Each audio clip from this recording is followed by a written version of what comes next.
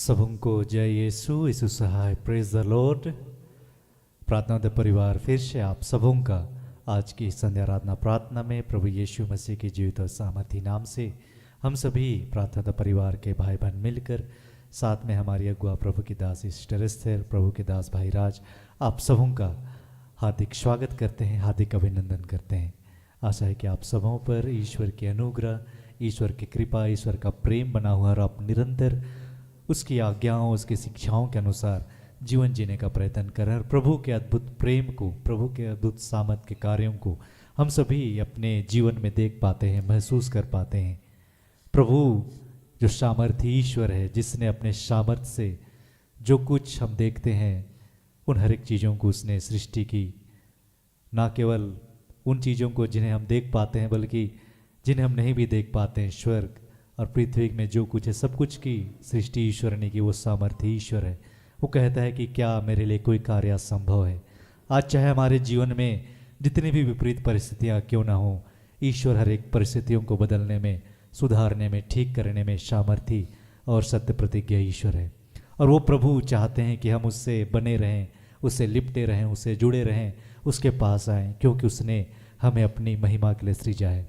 तो आइए, जब प्रभु ने हमें अपनी महिमा के लिए कि हम उसकी स्तुति करें, उसकी प्रशंसा करें, इस कार्य के लिए अपने पास बुलाया, अपने उपस्थिति में बुलाया है कि हम उसे सुने। तो आइए, जब प्रभु ने यह सुंदर समय दिया है, हम सभी जहाँ कहीं भी हैं, जो हमारे संग आप ऑनलाइन यूट्यूब के माध्यम से जुड़े हैं, आइए हम बड़े विश्वास के साथ उस अनुग्रह के सिंहासन के पास जाएं और एक मन होकर बड़े विश्वास के साथ प्रभु की स्तुति करें, उसकी आराधना करें, उस पर ध्यान लगाएं। तो आज की इस आराधना प्रार्थना में मैं हूँ भाई भूषण, साथ में मेरे दाहिनी ओर है भाई ज्योति से, बाईं ओर है मेरी धर्मपत्नी बहन अंजना, साथ में है बहन कीर्ति और बहन सोनम। आज की इस आराधना प्रार्थना में आरंभिक प्रार्थना करेंगी बहन कीर्ति, आराधना में अगुवाई करेंगी बहन कीर्ति और मैं वचनों को मैं पढ़ूंगा। और आज वचनों की उद्घोषणा और अंतिम विशेष आशीष की प्रार्थना होगी प्रभु के दास भाई राज के द्वारा। तो आप सभी हमारे संग इस आराधना प्रार्थना में बने रहें, हम सभी एक दूसरे के लिए प्रार्थना करें और प्रभु आज के दिन में जो आशीष हमें देना चाहते हैं, जो बातें हमें सिखलाना चाहते हैं, उन हर एक आशीषों को, उन हर एक बातों को हम फिर से ग्रहण करने वाले हो पाए। तो आइए हम इस प्रार्थना में, आराधना में आगे बढ़ें। धन्यवाद। आइए इस समय हम प्रभु को स्मरण करें, हम अपने मन को शांत करें। इस समय प्रभु ने हमें ये सुंदर अवसर दिया है कि हम एक मन हो, हम आत्मा में एक हो और इस समय हम प्रभु की उपस्थिति को महसूस करें। इस समय प्रभु ने हमें अवसर दिया है कि हम अपनी सारी बातों को ईश्वर के समक्ष रखें, ईश्वर से बातें करें। तो आइए इस वक्त हम अपनी आंखों को बंद करें, अपने हाथों को खुला छोड़ें और अपने सृष्टिकर्ता ईश्वर की ओर अपना ध्यान लगाएं। आइए हम सब प्रार्थना में आगे बढ़ें।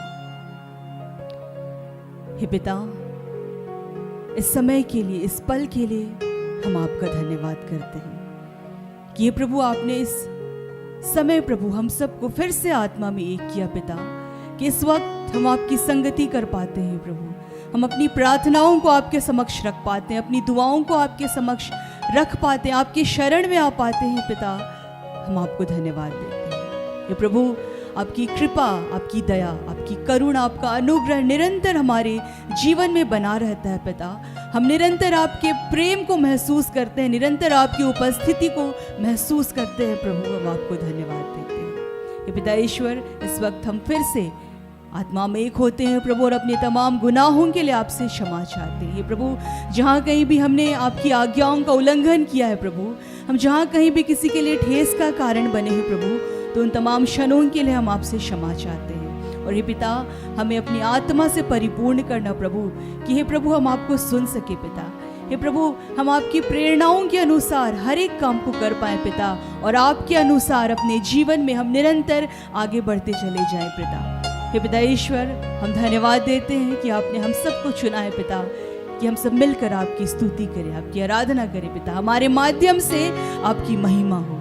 हे पिता, आज जितने भी लोग इस प्रार्थना सभा में जुड़े हैं, इन सब के जीवन में प्रभु जो भी समस्याएं, जो भी दुख है, जो भी तकलीफ है, ये पिताजी ये जिन भी प्रार्थनाओं को लेकर आज आपके समक्ष आए पिता, ये जिन भी बातों को लेकर आज निरंतर आपके सामने गिड़गिड़ाते हैं, दुहाई देते हैं प्रभु, आप हमें से हर एक की प्रार्थनाओं को निरंतर सुनते हैं पिता।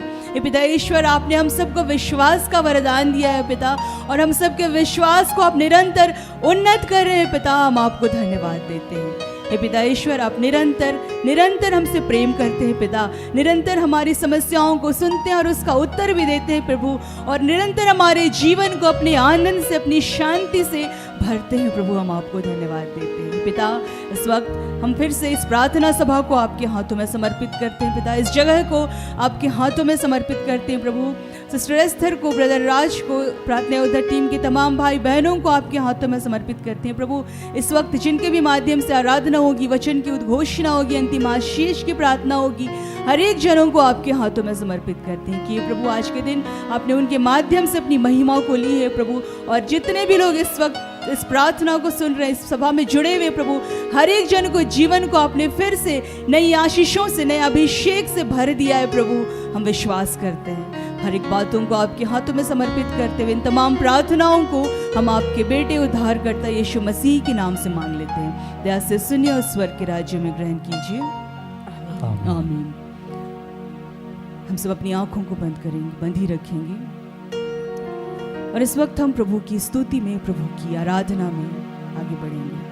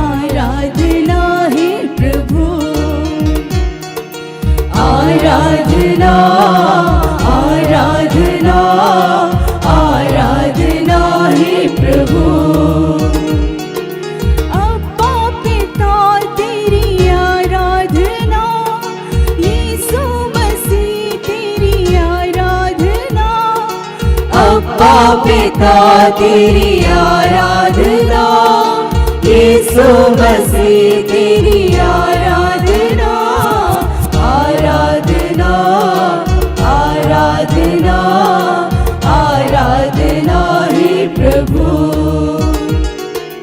आराधना आराधना आराधना हे प्रभु।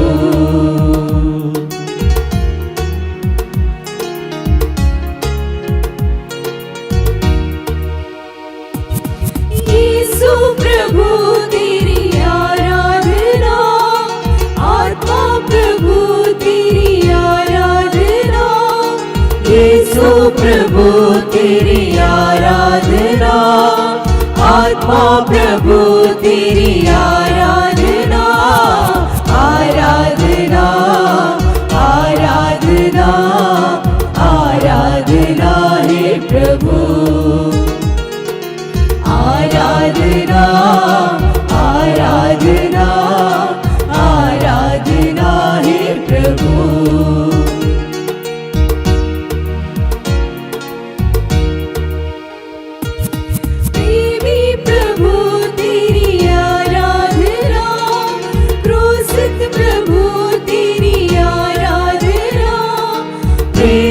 प्रभु तेरी आराधना, क्रूसित प्रभु तेरी आराधना, आराधना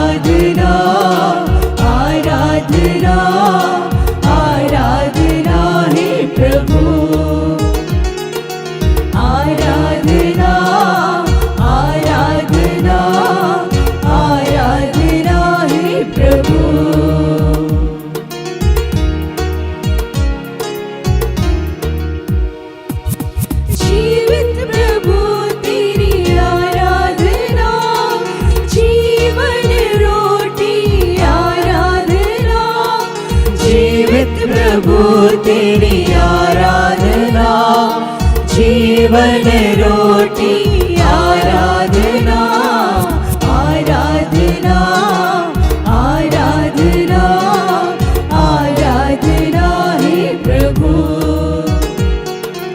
आराधना आराधना आराधना हे प्रभु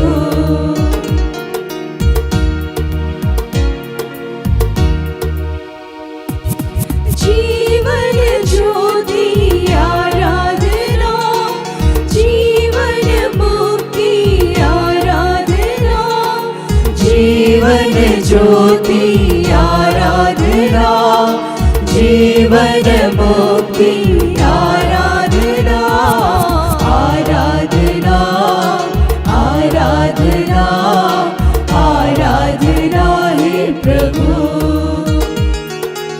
आराधना आराधना आराधना हे प्रभु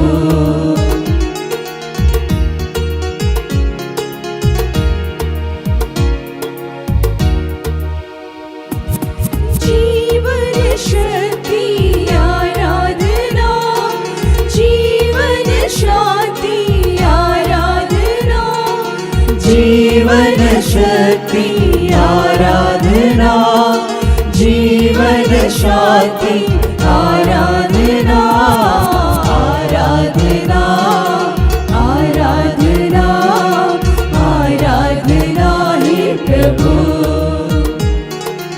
आराधना आराधना आराधना हे प्रभु आराधना आराधना आराधना हे प्रभु आराधना आराधना आराधना हे प्रभु आराधना हे प्रभु आराधना हे प्रभु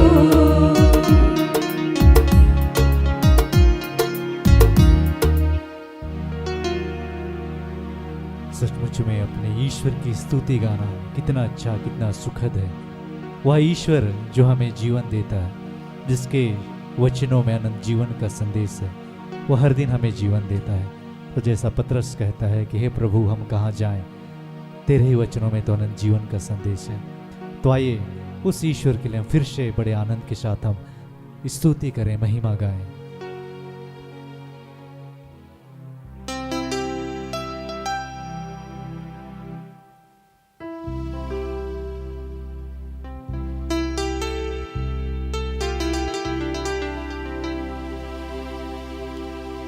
प्रभु मैं था एक ज्ञानी, अनुग्रह से तेरी महिमा जानी, तोरे सिवा जाऊं कहाँ, पाऊं तुझे जाऊं जहाँ।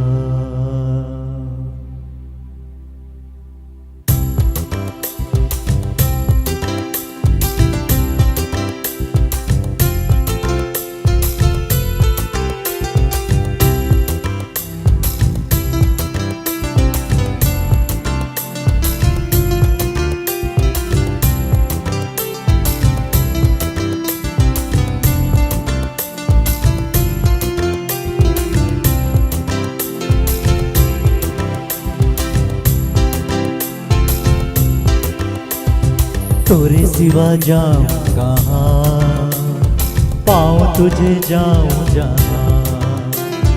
तोरे सिवा जाऊं कहाँ, पाऊं तुझे जाऊं जहाँ।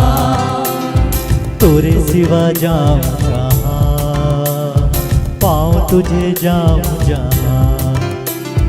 तोरे सिवा जाऊं कहाँ, पाऊं तुझे जाऊं जहाँ।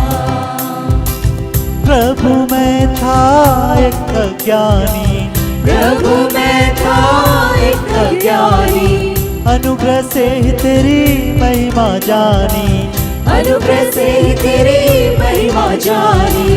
प्रभु मैं था एक अज्ञानी, प्रभु मैं था एक अज्ञानी, अनुग्रह से तेरी महिमा जानी, अनुग्रह से तेरी महिमा जानी। भेड़ हूँ मैं तू है गड़िया, आत्मा से मुझको चरा। भीड़ हूँ मैं तू है गड़िया, आत्मा से मुझको चरा। तोरे सिवा जाऊं कहाँ, पाओ तुझे जाऊं जहाँ। तोरे सिवा जाऊं कहाँ, पाओ तुझे जाऊं जहाँ।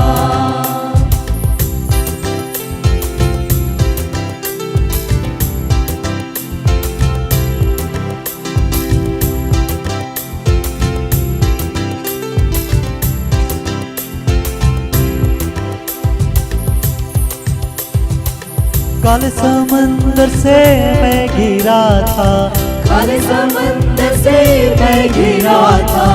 आस न थी कोई डूब रहा था, आस न थी कोई डूब रहा था। काले समंदर से मैं घिरा था, काले समंदर से मैं घिरा था। आस न थी कोई डूब रहा था, आस न थी कोई डूब रहा था। आके यीशु तूने बचाया, जीवन का मार्ग दिखाया। आके यीशु तूने बचाया, जीवन का मार्ग दिखाया। तोरे सिवा जाऊं कहाँ, पाऊं तुझे जाऊं जहाँ। तोरे सिवा जाऊं कहाँ, पाऊं तुझे जाऊं जहाँ।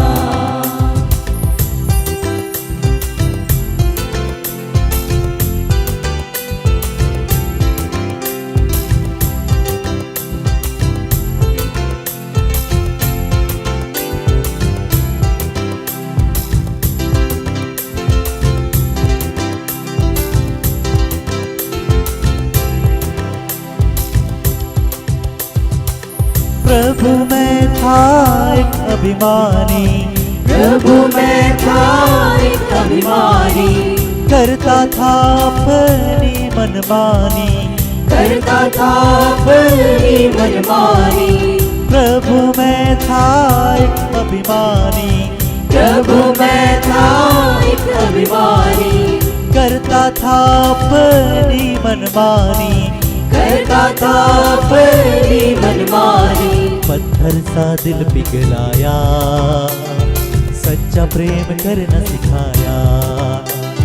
पत्थर सा दिल पिघलाया, सच्चा प्रेम करना सिखाया। तोरे सिवा जाऊं कहाँ, पाओ तुझे जाऊं जहाँ। तोरे सिवा जाऊं कहाँ, पाओ तुझे जाऊं जहाँ।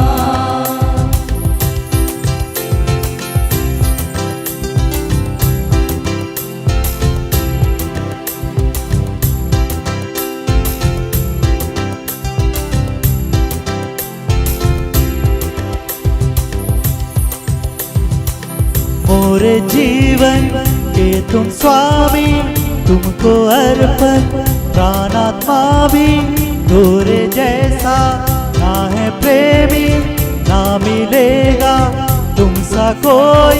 भेड़ू मैं तू है गड़िया, आत्मा से मुझको चरा। भेड़ू मैं तू है गड़िया, आत्मा से मुझको चरा। तोरे सिवा जाऊं जहाँ, पाऊं तुझे जाऊं जहाँ। तोरे सिवा जाऊं जहाँ, पाऊं तुझे जाऊं जहाँ।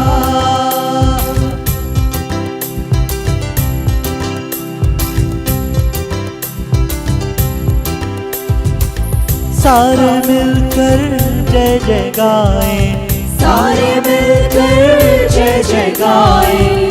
तेरे आगे शीश झुकाएं, तेरे आगे शीश झुकाएं। सारे मिलकर जय जय गाएं, सारे मिलकर जय जय गाएं, तेरे आगे सिर झुकाए, तेरे आगे शीश झुकाएं। सर्वशक्तिमान है तू, ना कोई तुझसा प्रभु।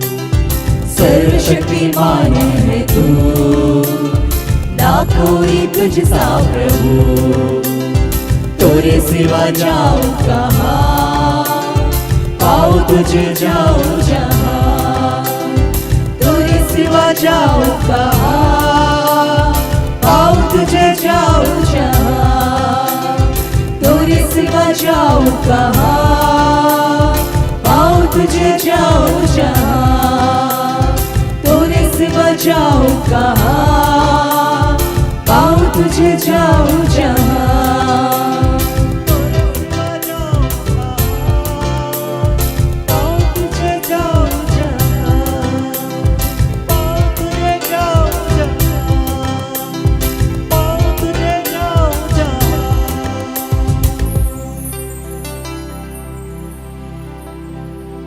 सचमुच प्रभु, हम वहां जाना चाहते हैं जहां तू है, जहां तेरी उपस्थिति है प्रभु। हमें अपने उपस्थिति में ले चल, अपने आत्मा की उपस्थिति है प्रभु, अपने आत्मा के साथ हमें ले चल प्रभु। धन्यवाद पिता, धन्यवाद प्रभु यीशु, तेरी महिमा हो, तेरी स्तुति, तेरी आराधना प्रभु, तुझे धन्यवाद। फिर से सब कुछ आपके हाथों सौंपते समर्पित करते हुए इस आराधना को, इस प्रार्थना को पिता हम यीशु नाम में आपको चढ़ाते हैं। सुनकर अपने स्वर्ग के राज में आनंद से ग्रहण कीजिए। आमीन।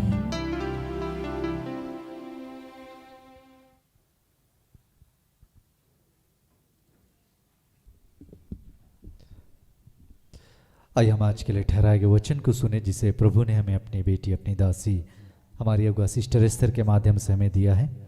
आज के लिए 2 वचन दिए गए हैं। पहला वचन है निर्गमन ग्रंथ से, निर्गमन ग्रंथ अध्याय 15 वचन संख्या 25। वचन ऐसा कहता है, उसने प्रभु की दुहाई दी, प्रभु ने उसे एक लकड़ी दिखाई, उसने उसे पानी में फेंका और वह पानी मीठा हो गया। प्रभु ने वहाँ उनके लिए एक आदेश निकाला और एक विधि बनाई, उसने वहाँ उनकी परीक्षा ली। दूसरा वचन है अय्यूब के ग्रंथ से, अय्यूब का ग्रंथ अध्याय 28 पद संख्या 28। तब उसने मनुष्य से यह कहा, प्रभु पर श्रद्धा रखना यही प्रज्ञा है, बुराई से दूर रहना यही सद्बुद्धि है। यहाँ तक यह प्रभु की वाणी है। ईश्वर को धन्यवाद।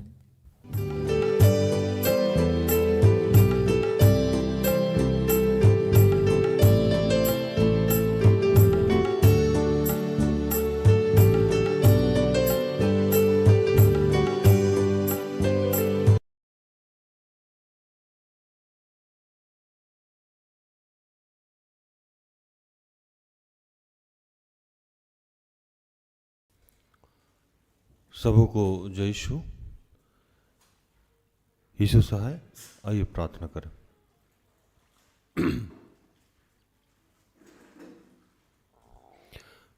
कि हे दयालु पिता, हे स्वर्ग और पृथ्वी के सृजनहार, हे हम सबके रचयिता, हम तेरा धन्यवाद करते हैं आज के सुंदर और आशीषित दिन के लिए जो तूने एक नए अध्याय के रूप में हमारे जीवन से जोड़ दिया। धन्यवाद प्रार्थना परिवार के लिए, ऐसी जितनी संस्थाएं हैं, सेवकाई है, चर्चेज हैं, उन सब के लिए तेरा धन्यवाद। धन्यवाद सिस्टर एस्थर के लिए, ऐसे जितने तेरे दास दासी हैं उन सब के लिए तेरा धन्यवाद करते हैं कि पिता गर्भ से लेकर अब तक तूने हमें संभाला, हमारी छोटी से लेकर बड़ी सारी ज़रूरतों को अपने शाही खत्ते खोल के पूर्ण किया। हम तेरा धन्यवाद करते हैं। जितने लोग जहाँ से मुझे देख रहे हैं, सुन रहे हैं, उन सब के लिए तेरा धन्यवाद। मैं अपने जीवन, अपने परिवार, अपने जीवन से जुड़े हर बात, हर कार्य के लिए तेरा धन्यवाद करता हूँ कि प्रभु तू आज जो हम सबको सिखाना समझाना चाहता है उसके योग्य तो हम नहीं हैं प्रभु। आप आइए पिता पुत्र पवित्र आत्मा, सिखाने और समझाने में हमारी मदद कीजिए। जो भी ऐसा कार्य जो हम सब ने आपकी इच्छा के विरुद्ध किया उसके लिए तुझसे क्षमा चाहते हैं। अपने पुत्र यीशु के लहू से धो के शुद्ध और पवित्र कीजिए। और जो भी डिस्टर्बेंस की बातें हैं, जो भी भटकाव की बातें हैं, वो सब यीशु के नाम से समाप्त करते हैं। धन्यवाद किया प्रार्थना प्रभु यीशु के जीवित और पवित्र नाम से मांगते हैं, दया से सुन और स्वर्ग के राज में ग्रहण कर, आमीन।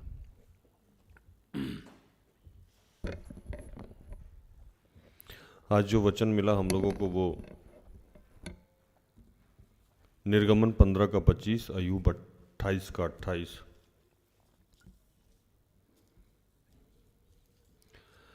तब मूसा ने यहोवा की दुहाई दी और यहोवा ने उसे एक पौधा बतला दिया, जिससे जब उसने पानी में डाला तो वो पानी मीठा हो गया। वहीं यहोवा ने उनके लिए एक विधि और नियम बनाया और वही उसने यह कह करके उनकी परीक्षा की।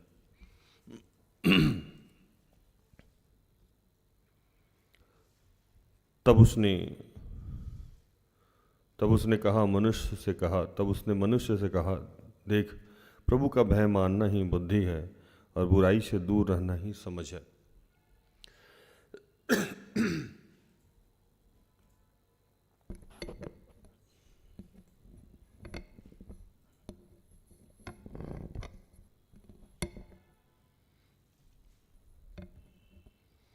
देखिए, हम चाहे जिस अवस्था में हों, जिस परेशानी में हों, जिस कष्ट में हों, जिस विपत्ति में हों,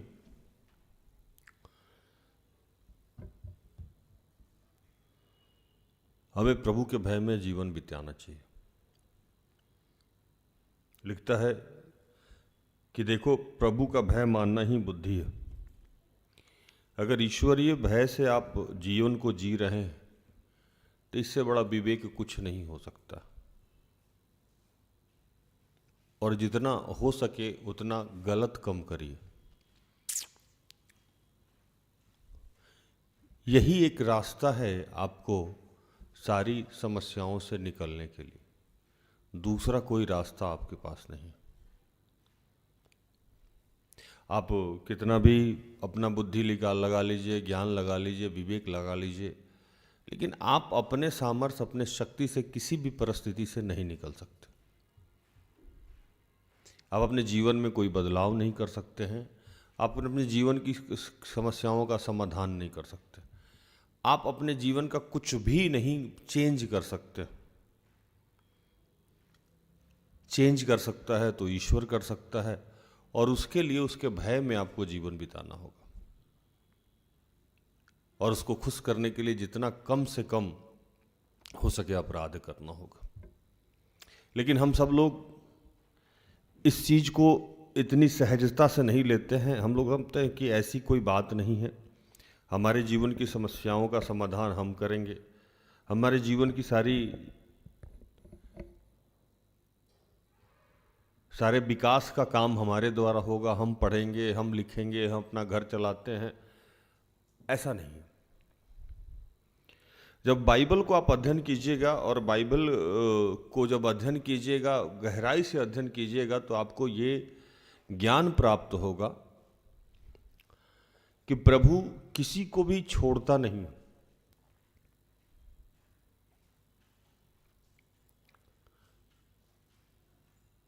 और वो जब चाहे जिसको चाहे आशीषित कर सकता है, कुछ भी दे सकता है।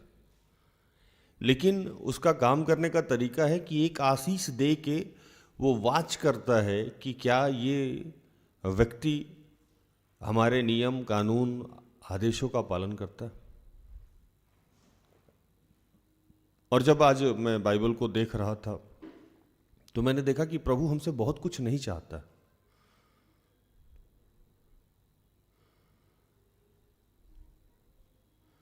वो बहुत कुछ नहीं चाहता है।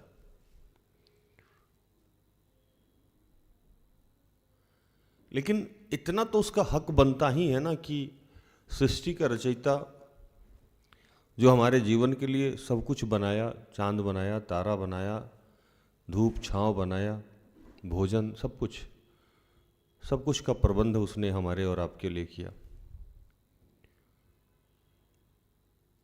और हम उस पर ट्रस्ट ना करें, हमें आशीष पे आशीष देता जाए, फिर भी हम ट्रस्ट ना करें। इस बात से उसको बहुत दुख पहुंचता है। जैसे साधारण सी बात है कि आप किसी घर के मुखिया हैं या बड़े हैं, आपका जो भी सामर्थ्य है, जो भी शक्ति है, उसके अनुसार आप अपने रिश्ते में बहुत एफर्ट लगाते हैं, हर रिश्ते में। लेकिन अगला आप पे ट्रस्ट ही नहीं करता हो, अगला हमेशा आपको शक के दायरे में रखता हो, हमेशा आपको घेर के रखता हो, आपको बुरा लगेगा कि नहीं लगेगा। आप चाहे सामने वाले के लिए कितना भी कुछ करते रहिए, करते रहिए, करते रहिए, करते रहिए, और हर बार वो जब आपसे मिले तो क्वेश्चन मार्क, ये तो आपने मेरे लिए नहीं किया, ऐसा तो आपने मेरे लिए नहीं किया। आप चाहे जो भी कर दीजिए, लेकिन जब भी वो मिले आपसे तो आपसे कहे ये तो नहीं किया आपने, कैसा लगेगा? आप लोग के घर में बच्चे हैं, आप लोग, बहुत सारे लोग माँ बाप होंगे, बहुत सारे बड़े लोग होंगे, या जो छोटे भी हैं वो अपने फ्रेंड्स के लिए लगातार कुछ ना कुछ कर रहा है, लेकिन उसके फ्रेंड्स जब भी मिलते हैं तो कुछ ना कुछ कहते हैं, ये तो नहीं किया, वैसे तो नहीं किया।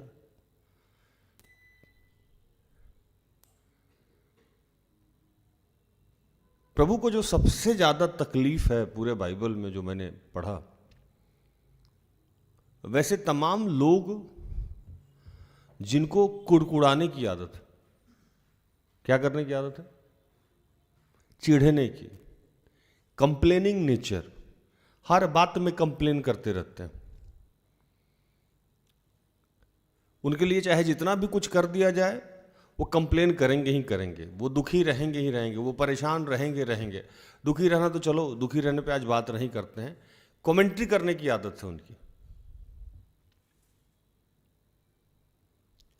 पहला जो वचन लिया गया यहां,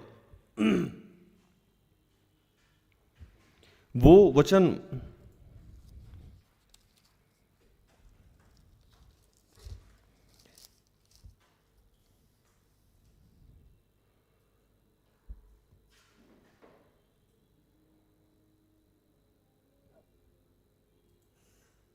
कि पहले की कुछ कहानी मैं बताऊं आपको, फिर आपको प्रचार और समझ में आने लगेगा।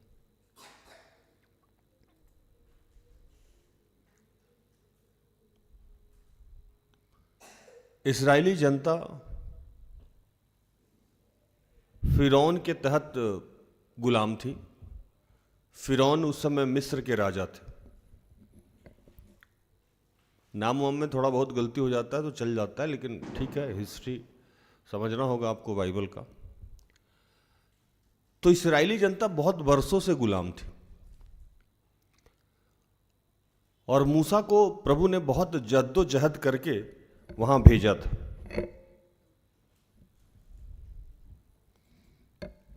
जद्दोजहद समझते हैं ना, बहुत प्रयास के बाद मूसा 80 साल की उम्र के थे और वहां उनको भेजा गया था। मूसा बहुत ज्यादा एफर्ट लगाने के बाद फिरौन के पास से प्रभु के सामर्थ्य से उन लोगों को निकाल के लाए।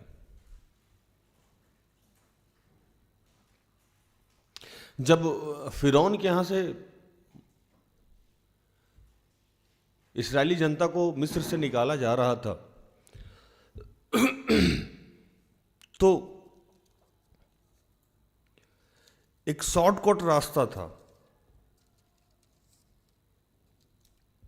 जहां से ये लोग 2-4 दिन में ही, कुछ ही दिनों में पहुंच जाते प्रतिज्ञा देश। लेकिन उस रास्ते में एक समस्या थी कि वहां फिलिस्तियों के सेना से युद्ध होता और ये लड़ाई देख के डर से भाग जाता। तो प्रभु सोचा कि जिनको इतने वर्षों से मैंने गुलाम बना के रखा है, वो अगर डर के फिर से भाग जाएं। देखिए, गुलाम रहना एक प्रवृत्ति होती है। जैसे मैं कल किसी को बता रहा था कि हमारी टेंडेंसी हो जाती है हमको दुख में रहने का, गंदे कपड़ा पहनने का, झुक के रहने का, मार झोड़ खा के रह जाना, एक टेंडेंसी है। चलो ना, क्या फर्क पड़ता है। हमारे यहाँ पैसा को दबा दबा के बैंक में रखा है लोग, एकदम बोरा भर भर के, लेकिन जीता ऐसे है कि माँ, वो क्या है, उसने उसको हैबिट बना लिया है। बैंक के पैसा को पैसा मानता ही नहीं है पब्लिक, वो अलग पैसा है। जैसे अभी मैं बहुत अच्छे से रीड कर रहा था लोगों को, तो फिक्स को पैसा नहीं मानता, वो तो फिक्स है, वो पैसा नहीं है ना। सेविंग अकाउंट का अलग पैसा है, उसका पैसा, वो कौन सा पैसा खर्चा करना है ये हमने दिमाग में सोच के रखा है यहां, और बाकी जितना पैसा वो डेड मनी है, मतलब आपके लिए किसी काम का नहीं। आप इंतजार कर रहे हो कि किसी ज़रूरत में वो काम आएगा। वो कौन सा ज़रूरत? जब आप हॉस्पिटलाइज होइएगा, ये ज़रूरत। ये भी हो सकता है कि आप मर जाइए, नॉमिनी फिर वो ले ले। अब नॉमिनी भी अगर आप ही के टेंडेंसी का है तो उसने एक नया नॉमिनी भर दिया, वो भी खर्चा नहीं कर रहा, वो भी इंतजार कर रहा है कि मेरे जाने के बाद दूसरे का काम आएगा, और घसीट घसीट के जी रहे हैं। जैसे मैंने बहुत सारे परिवार को देखा, एकदम झेलने जा रहा है, न ठीक से खाता है, न ठीक से पीता है, न ठीक से रहता है। अगर आप उससे बात कीजिएगा लग्जरी की, कंफर्ट का, तो उसको बकवास लगता है, क्या है तरीका, या तो उसको पता भी नहीं है, या अगर पता भी है तो उसको लगता है कि लाइफ। ऐसे लोगों को मैं कहता हूँ कि मैं ऐसे बहुत सारे लोगों को जानता हूँ जो कुआं के मेढक हैं। कुआं के मेढक समझते ना, है ना, ये बार बार मैं कहता हूँ। उन लोगों को अगर गलती से उस मेढक को आप निकाल के बाहर भी कर दो तो उसको बहुत रोशनी लगेगा, बोले नहीं अंदर ही जाने दे, अंदर ही सारी दुनिया। तो गुलाम रहना या गलत तरीके से रहना एक प्रवृत्ति है, और उस प्रवृत्ति से निकाल के बहुत दिन उसका पहले उसका मन बदलना पड़ता, तब उसका शरीर बदलता। ऐसे ही किसी को आप अंधेरे से निकाल दो जो बहुत बरसों से बंद कमरा में बैठा हो और जहाँ रोशनी नहीं गई हो, सूरज की रोशनी नहीं गई हो, अचानक से उसको सूरज की रोशनी में दोगे तो उसको क्या क्या समस्या आएगा। पहले तो उसकी आंख की रोशनी चली जाएगी, उजाला बर्दाश्त नहीं कर पाएगा। आप देखिए जब गर्भ से बच्चा निकलता है तो वो आँख ऐसे मलकताते हुए खोलता है जैसे उसको कुछ दिखाई नहीं दे, क्योंकि वो उसको गर्भ में रहने की आदत है। ऐसे किसी बड़ा आदमी को जो बरसों से घर में रख दो और उसको बाहर निकालो तो वो देख नहीं पाएगा रोशनी को, क्योंकि उसको अंदर रहने की आदत है। भीड़ में जा नहीं पाएगा क्योंकि उसको लगेगा कि डर लगेगा, अकेले रहने की आदत है। अगर धूप में रख दो तो सनबर्न हो जाएगा, पूरा उसका एलर्जी हो जाएगा शरीर। तो गुलामी एक प्रवृत्ति है। प्रभु को पता था ये बात कि ये भाग जाएंगे, डर जाएंगे, इनको उसी में रहने में मजा आता है। पढ़िए वचन 17, निर्गमन 13 का 17।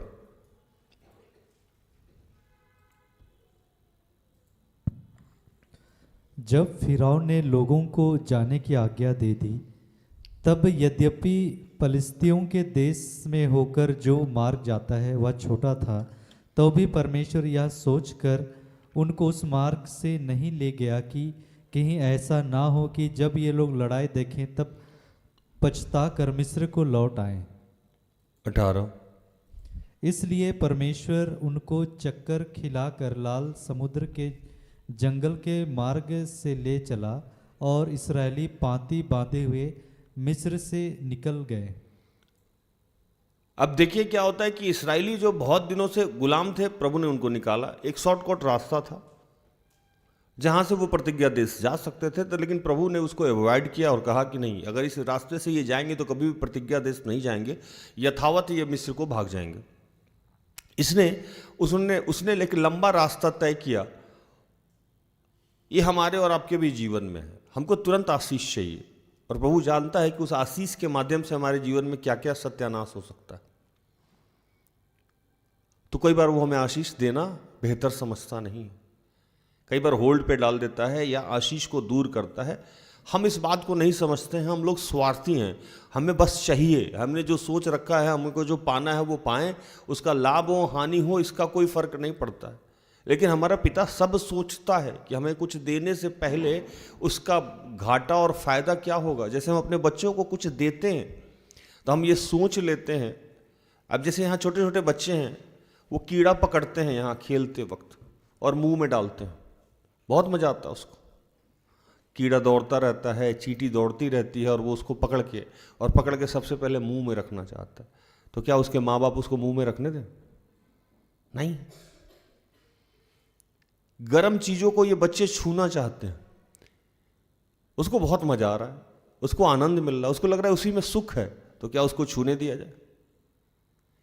तो जब हम सांसारिक माता पिता बड़े होके अपने बच्चों का लाभ और हानि सोचते हैं, लेकिन जब हम उसको रोकते होंगे तो उसको कष्ट लगता होगा। क्या यार, चिढ़ता है बच्चा। यहाँ जितने छोटे छोटे बच्चे हैं, उसको गलत करने से रोको तो वो इरिटेट हो जाते हैं, चिल्लाने लगते हैं, चीखने लगते हैं।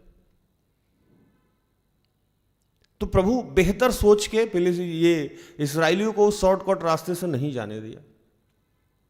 उसके बाद प्रभु ने क्या किया कि इन लोगों को समुद्र के पास ले गया, जो बड़ा रास्ता था, चौड़ा रास्ता था, जो घूम के जाना था। और जाने के समय में एक प्रबंध किया कि दिन में आपकी रोशनी के लिए बादल का खंभा बनाया गया, ताकि आपको रोशनी मिले और आप जाएं। और आगे आगे चल रहा था। सोचिए ईश्वरीय कितनी कृपा थी। और रात के लिए आग का खंभा बनाया गया, ताकि उसके बच्चों को कोई दिक्कत नहीं। हम सब जब पृथ्वी पे आए हैं तो हमारे जीवन के लिए माता पिता का निर्माण किया गया। माता पिता हो, भाई बहन हो, कोई ना कोई आपके जीवन में ऐसा रहा जो आपके सहारा रहा, जो आपका सहारा रहा, जिसके माध्यम से आप पहली बार खाना खाएं, पहली बार आप सारा कुछ किए। आप एक छोटी सा, मतलब एक इतना सा जिसका कोई ना हाथ है, ना पैर है, ना मुंह है, ना कान है, वैसा व्यक्ति हम भी थे और आप भी थे। और प्रभु ने यहाँ किसी ना किसी के माध्यम से परवरिश करा के हमें आगे बढ़ाया। वहां इस्राएली जनता को गुलामी से भी छुड़ाया, और किस मार्ग से जाना है, क्या बेहतर है, यह भी वही तय कर रहा था। और रास्ते में जो दिक्कतें होंगी, उस दिक्कतों को सॉर्ट आउट करने के लिए वो सारा काम कर रहा था। एक और वचन पढ़ दीजिए, 21 और 22। और यहोवा उन्हें दिन में मार्ग दिखाने के लिए मेघ के खंभे में और रात को उजियाला देने के लिए आग के खंभे से होकर उनके आगे आगे चला करता था, जिससे वे रात और दिन दोनों में चल सकें। उसने ना तो बादल के खंभे को दिन में और ना आग के खंभे को रात में लोगों के आगे से हटाया। कभी भी प्रभु अपना प्रोटेक्शन नहीं हटाया। आप भी आज याद कीजिएगा, प्रभु ने आपके जीवन से अपने आप को हटाया नहीं। किसी न किसी रूप में वो आपके साथ। जब भी कोई बच्चा परेशान होता है कि कैसे होगा, क्या होगा, प्रभु मुझे दिखाता है कि इसके लिए माध्यम किसको तैयार किया गया, और मैं उसको वहां पहुंचा देता हूं। कई बार वो माध्यम मैं हो सकता हूं, सिस्टर एस्टर हो सकती हैं, कोई और हो सकता है, लेकिन मैं उन तमाम बच्चों को कहता हूं या भाई बहनों को कहता हूं कि आप अकेले नहीं हैं। ईश्वर चूंकि डायरेक्टली काम नहीं करता, किसी ना किसी को तो खड़ा कर ही देगा। पूरे विश्व में जितने लोग हैं उनको सबकी चिंता है। ऐसा नहीं है कि आप हिंदू हैं तो चिंता नहीं है, मुस्लिम है तो चिंता नहीं है, सिर्फ क्रिश्चियन का ईश्वर है। ये सारी बकवास की बात है। ईश्वर हम सब का ईश्वर है और हम सब की चिंता है उसको। इस्राएली की चिंता थी, और इस्राएली के लिए जो भी जरूरत की चीजें थी वो सब उसने खड़ा किया और लाल समुंदर के पास ले गया।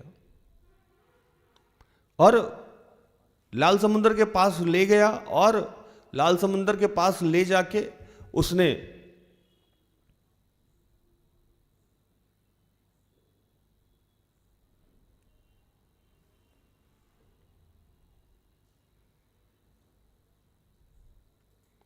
मूसा से कहा कि डरो नहीं, समुंदर को देख के मत डरो, ये सब मेरा प्लान है। और मूसा को सारी बातें बताई उसने कि अगर मैं शॉर्टकट रास्ते से ले जाता तो ये लोग भाग जाता। इस समुंदर को देख के मत डरो, समुंदर को तुम लाठी रखोगे, मैं आगे चला जाऊं और ये 2 भाग में बढ़ जाएगा। बहुत पॉपुलर कहानी है। और मैं फिरौन के मन को कठोर करूंगा, फिरौन के मन को मैं चेंज करूंगा। फिरौन को फिर याद आएगा कि मेरे हाथ से ये सारे गुलाम निकल गए, और ये आएंगे, पीछे से दौड़ के आएंगे। तुम इस समुंदर से बाहर निकल जाना 2 भाग करने के बाद, और फिरौन की जब सेना इसमें आएगी फिर से तुम इसमें हाथ रखना, और समुद्र एक स्थल में हो जाएगा और फिरौन की सारी सेनाएं मर जाएगी। तो इससे 2 लाभ होगा। एक तो मैक्सिमम फिरौन की जो सेना थी, जो अच्छी अच्छी सेनाएं थी, वो समाप्त हो जाएगी। दूसरा, इस्राएली देखेंगे कि बादल का खंभा भी चल रहा है, रोशनी भी चल रहा है, और इतनी बड़ी फिरौन की सेना समाप्त हो गई, समुद्र भी हमारे 2 भाग में बांटा गया। इसका मतलब कि ईश्वर सामर्थी है, वो हमारे साथ। ये सारा कहानी होने के बाद सब कुछ इस्राएली देख रहे थे।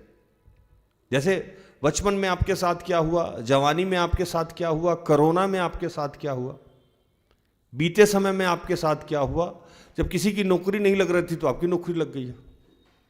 बहुत सारी ऐसी घटनाएं जो आप देखेंगे तो आपको लगेगा कि आप स्पेशल है, वो चीज सिर्फ आपके साथ हुआ है, किसी और के साथ नहीं हुआ। कुछ ना कुछ डिफरेंट है, लेकिन वो आपको दिखाई नहीं देगा, क्योंकि वो शैतान आपको देखने नहीं देगा। शैतान अक्सर वो देखने देता है जो हमारे और आपके जीवन में नहीं हुआ है। जो हुआ है या जिसके लिए हमें स्पेशल कैरेक्टर है। जैसे कई बार मैं बताता हूं कि आपको पता है कि आपका तो थंब इंप्रेशन है, सिर्फ आपका है, इसीलिए आधार कार्ड का निर्माण किया गया, किसी और से मैच नहीं होता। मतलब आप सिंगल पीस हैं पूरे वर्ल्ड में, किसी से मैच नहीं होता। फिर भी आपको लगता है कि प्रभु को आपका ध्यान नहीं है। वो कितना चमत्कारी परमेश्वर है कि हर आदमी को अलग अलग तरीके से बनाया है। हमारी पहचान हमारी रेटिना से हो जाती है, थंब इंप्रेशन से हो जाती है, ये किसी से मैच नहीं करता। हालेलुया। ये सारी बातें आपके जीवन में भी घटी और इस्राएली के जीवन में भी घटी, लेकिन मसला क्या है, किस बात पे हम आज बात कर रहे हैं? ये सारी उपस्थिति इस्राएलियों ने देखा कि वो कैसे कितने वर्षों से गुलाम थे, लेकिन ईश्वर ने मूसा को भेज के निकाला। उन्होंने देखा कि कैसे बादल का खंभा और रोशनी का खंभा साथ में चल रहा। उन्होंने देखा कि फिरौन की इतनी जबरदस्त सेना समुद्र के बीच भी अंदर विलय हो गई। उन्होंने देखा कि कैसे समुद्र 2 भाग में बटा और वो सूखी भूमि से बाहर है। आपके भी जीवन में ये तमाम बहुत सारी ऐसी बातें हुई जो आपने अपने आंखों से देखा है, लेकिन आज हमारी और आपकी क्या स्थिति है उस पर हम बात कर रहे हैं। जब समुद्र के कुछ देर बाद ये लोग कुछ देर बाद आगे चला और आगे चलने के बाद आगे चलने के कुछ बाद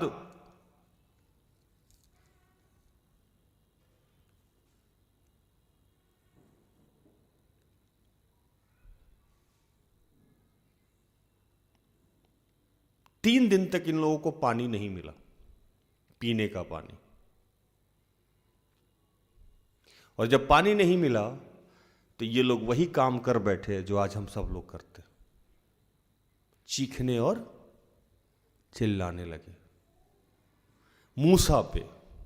जैसे हम अपने अगुए पे चिल्लाते हैं, जैसे हम अपने माँ बाप पे चिल्लाते हैं, जैसे हम अकेले में कुड़कुड़ाते और चिल्लाते हैं, मेरे ही साथ ऐसा क्यों होता है, हमेशा मैं ही क्यों, प्रभु तू कब तक करेगा, मैं भूखे रहूं, मैं प्यासे रहूं, मेरा वस्त्र नहीं, मेरा कपड़ा नहीं, मेरी शादी नहीं, मेरी नौकरी नहीं। ये लोग चिल्ला बैठे। पढ़िए वचन 22, 23, 15 का 22, 23। तब मूसा इस्राएलियों को लाल समुद्र से आगे ले गया और वे सूर नाम जंगल में आए और जंगल में जाते हुए 3 दिन तक पानी का सोता ना मिला। फिर मारा नामक एक स्थान पर पहुँचे, वहाँ का पानी खारा था, उसे वे ना पी सके, इस कारण उस स्थान का नाम मारा पड़ा। 23, 24। तब वे यह कहकर मूसा के विरुद्ध बकबक करने लगे, हम क्या पिएं? बताइए, ये इस्राएली जनता भूल गई कि अभी कुछ देर पहले क्या क्या चमत्कार हुआ। हम सब बीते जीवन में जो आशीष हमको मिला है वो हम भूल गए। अगर आप जीवित हैं तो यही बहुत बड़ा आशीष है। आप अपाहिज नहीं है, ये बहुत बड़ा आशीष है। इतने सारे आशीष हैं, आपको भोजन मिल रहा है। हिंदुस्तान में कितने सारे लोग को भोजन नसीब नहीं है। आप अपनी आंख उठा के देखिए, कूड़े से लोग खाना खाता है। होटल का बचा हुआ भोजन बहुत जगह सप्लाई किया जाता है। हम लोग जब अभी वस्त्र वितरण के लिए जाते हैं और कंबल वितरण के लिए 2 रात 3 रात जब हम लोग घूमते हैं और बाकी दिनों में जब हम लोग गांव देहात में जाके कपड़ा और वस्त्र बांटते हैं, मैंने देखा है गरीबी क्या होता है। किसी और की क्या बात करें, हमने अपने जीवन में गरीबी देखा है, आपने अपने जीवन में गरीबी देखा होगा। लेकिन आपको फिर भी प्रभु का आशीष नजर नहीं आता है अपने जीवन में। जो नहीं है या जो नहीं मिला है उस पे आप दुखी हैं और आप चिल्लाने लगते हैं, और आप ये भूल जाते हैं कि आप जब चिल्ला रहे हैं अपने माँ बाप पे, अपने अगुआ पे, अपने सीनियर पे, तो आप उस पे नहीं चिल्ला रहे। आप किस पे चिल्ला रहे हैं? बाइबल कहता है, पढ़िए,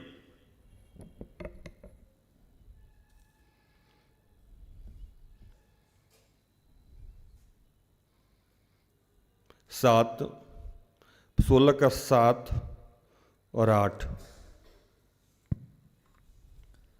और भोर को तुम्हें यहोवा का तेज देख पड़ेगा, क्योंकि तुम जो यहोवा पर बुड़बुड़ाते हो उसे वह सुनता है, और हम क्या हैं कि तुम हम पर बुड़बुड़ाते हो।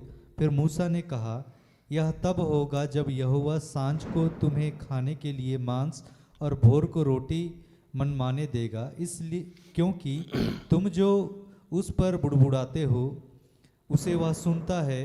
और हम क्या हैं, तुम्हारा बुड़बुड़ाना हम पर नहीं यहोवा पर ही होता है। स्पष्ट मूसा उन लोगों को समझा रहा है। ये घटना कई बार घटी, एक बार नहीं घटी।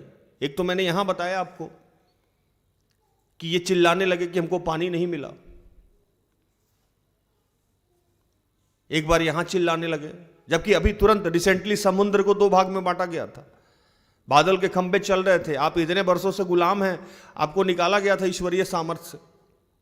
ये सारे आशीष आपके जीवन में है, फिर भी वो चिल्लाने लगे हमको पानी नहीं मिला, पानी नहीं मिला, पानी नहीं मिला। आप भूल गए कि ईश्वर कितना सामर्थ्य है, उसके लिए क्या बात है, पानी को ठीक करना क्या बात है। जैसे ये चिल्लाए, मूसा गया ईश्वर के पास, ईश्वर ने एक पौधा बता दिया, पौधा को ये लोग पानी में डाला, वो पानी ठीक हो गया। कितने तरह का काम था।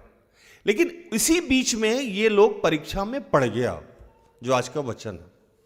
आज के वचन में कहा जा रहा है कि तब मूसा ने यहोवा की दुहाई दी और यहोवा ने उससे पौधा बतला दिया जिससे उसने पानी में डाला, तब वो पानी मीठा हो गया। वहीं यहोवा ने उसके लिए एक विधि और नियम बनाया और वही उसने यह कहकर उनकी परीक्षा ली। आप सबके जीवन में प्रभु का एक लॉ है और उस लॉ में आपको रोज प्रभु देख रख के देखता है, और वो लॉ जो है वो सबसे बड़े जो बात है हमारे और आपके जीवन में सेटिस्फेक्शन है कि नहीं। हम जितना प्रभु ने हमें दे दिया है उसमें हम संतुष्ट हैं कि नहीं है, या जो नहीं दिया है उसके लिए हम बार बार बुड़बुड़ा रहे हैं। अगर बुड़बुड़ा रहे हैं तो हम संतुष्ट नहीं हैं। अगर हम बुड़बुड़ा रहे हैं तो इसका मतलब उसके सामर्थ्य पे हम क्वेश्चन मार्क कर रहे हैं। क्या कर रहे हैं? उसके सामर्थ्य पे, उसके शक्ति पे हम क्वेश्चन मार्क कर रहे हैं, और हम ये भूल गए हैं कि जो हमें गर्भ से बाहर निकाल के इतना बड़ा कर सकता है वो कुछ भी कर सकता है।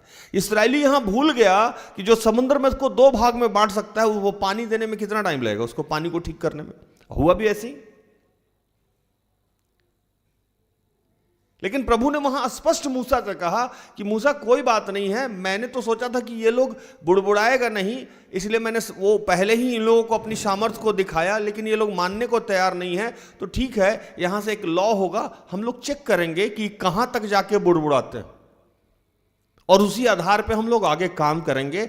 7 दिन का यात्रा 40 साल में चल गया, लेकिन ये लोग बुड़बुड़ाना बंद नहीं किया, कुड़कुड़ाना बंद नहीं किया। मेरे जितने करीब जो बहन भाई आते हैं उनको हम एक ही बात समझाते हैं, मुंह पे ताला मारो। तुम मेरे ऊपर नहीं चिल्ला रहे हो, तुम अपने पिता के ऊपर नहीं चिल्ला रहे, तुम अपने माँ बाप के ऊपर नहीं चिल्ला रहे, तुम अपने बड़े भाई बहन के लिए तुम सीधा के सीधा ईश्वर पे चिल्ला रहे हो। बड़ा भाई तुमको कुछ नहीं बोलेगा, मां तुम्हारी कुछ नहीं बोलेंगी, लेकिन ईश्वर तुमको यह वाच कर रहा है कि तुम किस अवस्था में हो। और इसीलिए आपका आशीष डिले पे डिले, डिले पे डिले रुकता जा रहा, रुकता जा रहा, आगे बढ़ता जा रहा, बढ़ता जा रहा। आप वो तमाम लोग जो आशीषित नहीं हुए हैं या नहीं हो पा रहे हैं या किसी समस्या में हैं, आज बंद कीजिए कमरा और सोचिए कि आप क्या कुड़कुड़ाते नहीं है, क्या आप बुड़बुड़ाते नहीं है। कुछ लोग मुंह से बुड़बुड़ाते हैं और कुछ लोग अंदर बुड़बुड़ाते हैं, लेकिन बुड़बुड़ाएगा ही, कुड़कुड़ाएगा ही, चिल्लाएगा ही। कुछ ज्यादा महान लोग हैं वो अंदर से चिल्लाते हैं, और कुछ बेवकूफ लोग हैं जो मुंह से चिल्लाते हैं। लेकिन तमाम जो क्वेश्चन मार्क करने वाले लोग हैं, चिल्लाने वाले लोग हैं, आजकल तो वैसे बच्चे ऐसे बच्चे हैं जो अपने माँ बाप को कहते हैं कि तुमको सामर्थ्य नहीं था तो हमको पैदा क्यों किया। माँ बाप कुछ नहीं बोलता है, रोता है, लेकिन वो किस पे कमेंट कर दिए। उनको तो लगा कि हम माँ बाप पे भड़ास निकाल दिए, लेकिन नहीं। यही बात मूसा ने कहा कि मैं कौन हूं कि तुम मुझ पे बुड़बुड़ाते हो, मेरा अस्तित्व क्या है, मैं तो एक दास हूं, वो जो कहता है मैं करता हूं। तुम जिस पे बुड़बुड़ाते हो वो यहोवा है और यहोवा तुम्हारी बुड़बुड़ाहट को सुनता है। 4 दिन का प्लान था ये प्रतिज्ञा देश ले जाके रख देना इन लोगों को, और उसके लिए सारा सामर्थ्य, सारी शक्तियां। आपकी नौकरी हो सकती है कि कल होने वाली हो, लेकिन आपके चिल्लाहट की वजह से नहीं हो रही। आपका हो सकता है कि विवाह कल होने वाला है, लेकिन आपके बुड़बुड़ाने, आपके कुड़कुड़ाने से नहीं हो रहा। आप हो सकता है गर्भ धारण करने वाली है, हो सकता है आपका बिजनेस होने वाला हो, लेकिन ईश्वर ने एक परीक्षा, एक विधि में डाल रखा है आपको। आपके मन को जांचता है कि इतना सारा मैंने कुछ दे दिया, ये तो मेरे ही ऊपर उंगली उठाता रहता है। वो भी दे दूंगा तब भी उंगली उठाएगा, उसके बाद विवाह हो जाएगा तब भी, बच्चा हो जाएगा तब भी उंगली उठाएगा। डाउटफुल रहना तो हमारा नेचर है, और उस नेचर से ईश्वर को चिढ़ मचता है। उसको लगता है कि इसको मेरे ऊपर ट्रस्ट नहीं है, उसको लगता है मेरे सामर्थ्य पे इसको बिलीव नहीं है, मैं कुछ भी करता हूं फिर भी ये question mark, question mark, question mark. ये घटना घटी और यहां एक बार इन्होंने बुड़बुड़ाया। फिर उसके कुछ देर के बाद पानी वानी का सारा सिस्टम ठीक हो गया, और उसके बाद जब ये लोग आगे बढ़ा तो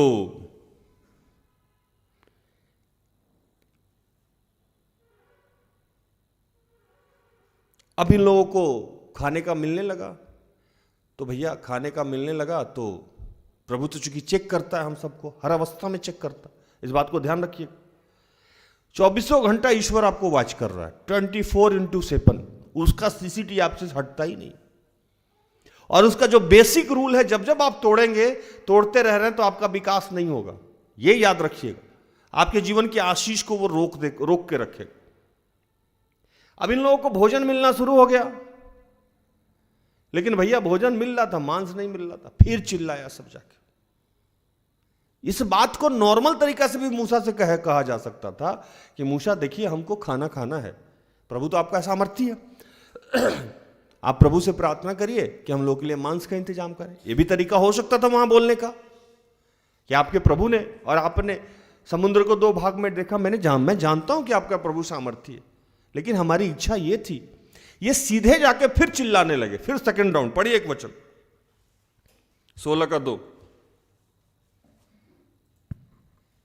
जंगल में इस्राएलियों की सारी मंडली मूसा और हारून के विरुद्ध बकबक करने लगी।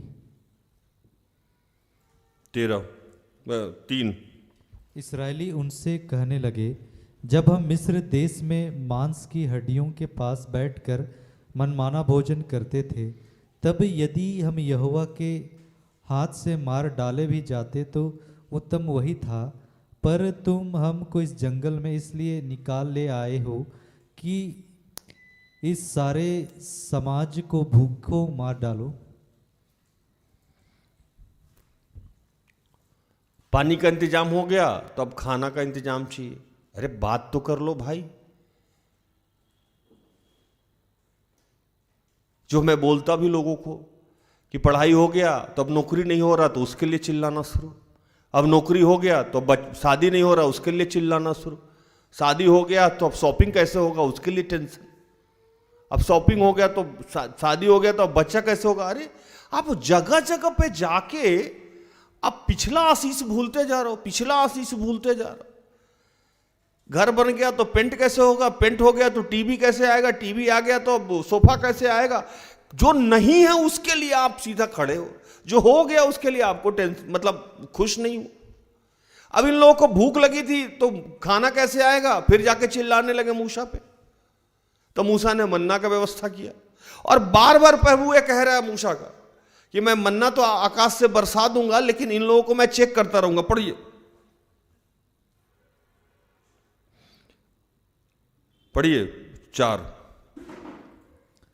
तब यहोवा ने मूसा से कहा, देखो मैं तुम लोगों के लिए आकाश से भोजन वस्तु बरसाऊंगा और ये लोग प्रतिदिन बाहर जाकर प्रतिदिन का भोजन इकट्ठा करेंगे। इससे मैं उनकी परीक्षा करूंगा कि ये मेरी व्यवस्था पर चलेंगे कि नहीं।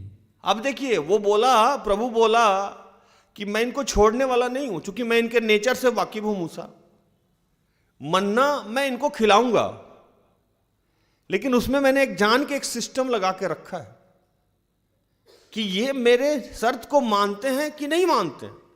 तो भैया शर्त क्या है? तो मन्ना रोज इनको इतना ही इकट्ठा करना है जितनी इनकी जरूरत है, उससे ज्यादा इकट्ठा नहीं करना है। ये बोलो इनको। ये लोग फिर भी मानने को तैयार नहीं थे। ये लोग मन्ना जरूरत से ज्यादा इकट्ठा कर लेते थे, और वो जो मन्ना जो खाने का चीज था, जो धनिया की तरह सफेद था, धनिया और उसके बनावट सफेद रंग, पुआ की तरह। आप देखे भी होंगे आजकल वो महुआ के रंग, महुआ जो हम लोग बीनते थे बचपन में, आप लोग उसकी तरह होगा। तो वो ये लोग मानता नहीं था और इकट्ठा कर लेता था। अब जितना ज्यादा इकट्ठा करता था वो सड़ जाता था, फिर नेक्स्ट डे जाके। ये डिपेंडेंसी था, मतलब आप डिपेंड करते हो कि प्रभु पे नहीं। प्रभु ये जानना चाहता था कि इन लोगों को मेरे ऊपर ट्रस्ट है कि नहीं है, कि कल मैं इनको भोजन कराऊंगा, कल इनको पानी पिलाऊंगा। अगर इनका मेरे ऊपर इनका ट्रस्ट ही नहीं है तो मैं क्यों मर रहा हूं इनके साथ। प्रभु साथ में चलता था उन लोगों के, मैं अभी बताऊंगा कुछ देर बाद। प्रभु लोगों के साथ में चलता था और बार बार इन लोगों के जीवन का आशीषित करता था, बार बार इनकी जीवन समस्याओं का समाधान करता था। और इस्राएली बार बार क्वेश्चन मार्क करते थे और बार बार कुड़कुड़ाते थे। आज हम सबकी यही कहानी है। और प्रभु जितनी बार हम कुड़कुड़ाएंगे, जितनी बार हम लोग सोकौज करेंगे प्रभु के ऊपर, जितनी बार हम लोग क्वेश्चन मार्क करेंगे, उतनी बार और परीक्षा हमारी बढ़ाता है, घटाता नहीं है। वो जाके रोक देता है। इसीलिए वो पूरी की पूरी आशीष एक साथ नहीं देता। मूसा से उन्होंने कहा कि मैं मन्ना दूंगा, लेकिन ये लोग मेरी व्यवस्था प्रतिदिन दूंगा, इकट्ठे नहीं दूंगा। और इसी को जब आगे पढ़िएगा आप, तो जब संडे का दिन आया, आज मंडे को मन्ना लिया गया तो वो ट्यूसडे तक नहीं चलता था। लेकिन जैसे सैटरडे आया तो प्रभु ने कहा कि इनको बोल कि आज मन्ना 2 दिन का इकट्ठा कर ले, वो नहीं सड़ेगा। भैया ये काम तो आप मंडे को भी कर सकते थे, ट्यूसडे को भी कर सकते थे, लेकिन आप जान के ऐसा कर रहे हो कि मंडे का जो मन्ना आप इकट्ठा करोगे वो ट्यूसडे को नहीं चलेगा। सोमवार का मन्ना, सोमवार का भोजन मंगलवार को खाओगे तो सड़ जाएगा। अच्छा, उसमें एक और चीज, कोई अगर आदमी गलती से कम इकट्ठा कर लिया तो भी उसका घर चल गया, कोई ज्यादा इकट्ठा किया तब भी उसको बचा नहीं। इसीलिए मैं कहता हूं कि मन्ना काल है। आप कितना भी पैसा इकट्ठा कर लो, बचने नहीं देगा, और कितना भी कम रहेगा तब भी आपका घर चल जाएगा, क्योंकि ये प्रभु चला रहा है। और प्रभु जितने लोग हैं जो प्रभु पे ट्रस्ट करते हैं, प्रभु पे डिपेंडेंसी कर, वो प्रभु डिपेंडेंसी सिखाता है। प्रभु दास बनाने से पहले, विश्वासी बनाने से पहले ये चेक करता है कि उसके ऊपर आप डिपेंडेंट हो या नहीं हो, उस पर ट्रस्ट करते हो कि नहीं। इसीलिए वो कुछ व्यवस्था, कुछ नियम में डाल के रखता है, और हम लोग वही बेसिक नियम तोड़ते हैं। मैं कभी भी दुर्बलता पे बात नहीं करता हूं। दुर्बल तो बहुत लोग हैं, और दुर्बल लोग बहुत महान महान लोग हो गए हैं जिनमें बहुत दुर्बलताएं थी। आप बेसिक रूल तोड़ रहे हो प्रभु का, जिसे प्रभु कभी माफ नहीं करता। प्रभु छोड़ता ही नहीं है जब तक आपका वो आचरण बदलेगा नहीं बदलेगा। इसीलिए आप देखते होंगे कि कोई आदमी है जो हमेशा रोता रहता है, उसी के जीवन में ज्यादा समस्या रहता है, क्योंकि प्रभु उसको जान के लॉक करके रखे हुआ। एक छोड़ेगा फिर दूसरा रोता रहेगा, एक दूसरा छोड़ेगा फिर तीसरा। वो बुड़बुड़ाना, वो कुड़कुड़ाना, वो चिल्लाना आपकी प्रवृत्ति है। आप सोच रहे हो कि लोग पे चिल्ला रहे हो, लोग पे आप नहीं चिल्ला रहे हो, आप सीधे ईश्वर पे चिल्ला रहे हो। यहां भी वही हुआ। अब जब मन्ना मिल गया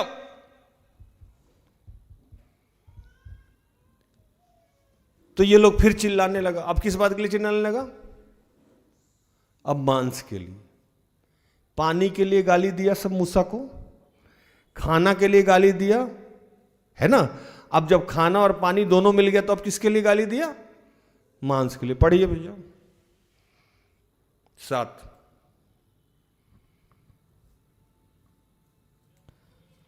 और भोर को तुम्हें यहोवा का तेज देख पड़ेगा, क्योंकि तुम जो यहोवा पर बुड़बुड़ाते हो उसे वह सुनता है। और हम क्या हैं कि तुम हम पर बुड़बुड़ाते हो।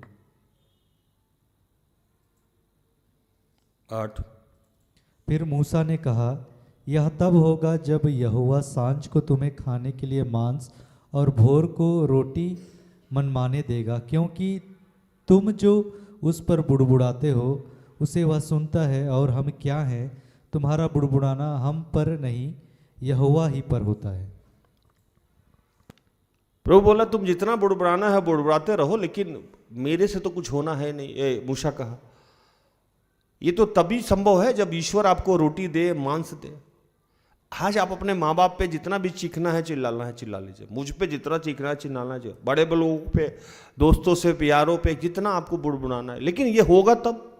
मूसा कह रहे कि हम कौन है भाई, हम, मेरे अंदर क्या सामर्थ्य है, मेरे अंदर क्या शक्ति है, हम कौन है। कई बार मैं कहता भी कि हम कौन है या सिस्टर एस्थर कौन है, हम लोग तो जस्ट मिडिल मैन है, वो जो बोला पास कर दिया। हाँ, थोड़ा सा धोखाधड़ी करते तो दिखावा का सेवकाई करते तो और मजा आता आप लोग, वही अभी तक शुरू नहीं किया, मतलब दुकानदारी इसको नहीं बनाया हम लोग। झूठ साच बोलते तो ज्यादा आनंद आता, सच बोलते हैं तो हम लोग बुरे हो जाते हैं। मूसा भी यही कह रहा था, भाई हम, मेरे ऊपर क्यों चिल्ला रहे हो। और मूसा समझा भी रहा है उन लोगों को कि ये तभी होगा जिसने समुद्र को 2 भाग में बांटा, जिसने बादल का खंभा दिया, जो पानी को आपके लिए तैयार किया, जो मन्ना दिया, अब वही मांस देगा आपको। आप डायरेक्ट उस पर चिल्ला रहे हो और वो सुन भी रहा है, इस समस्या में पड़ोगे आप।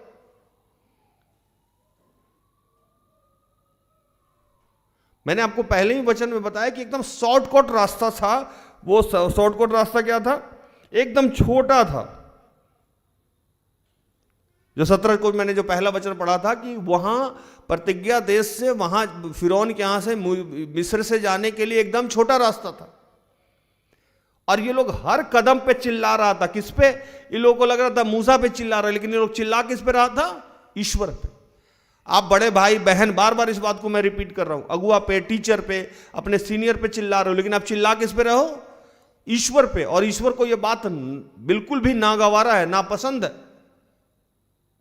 और आप देखना कि आपके सारे काम यूं ही इसीलिए रुकते जा रहे हैं, आपके काम नहीं हो रहे हैं। जो चुप रह रहा है उसका काम हो रहा है, जो खुश रह रहा है उसका काम हो रहा है, जो ईश्वर का थैंकफुल है उसका काम हो रहा है, लेकिन आपका नहीं हो रहा है।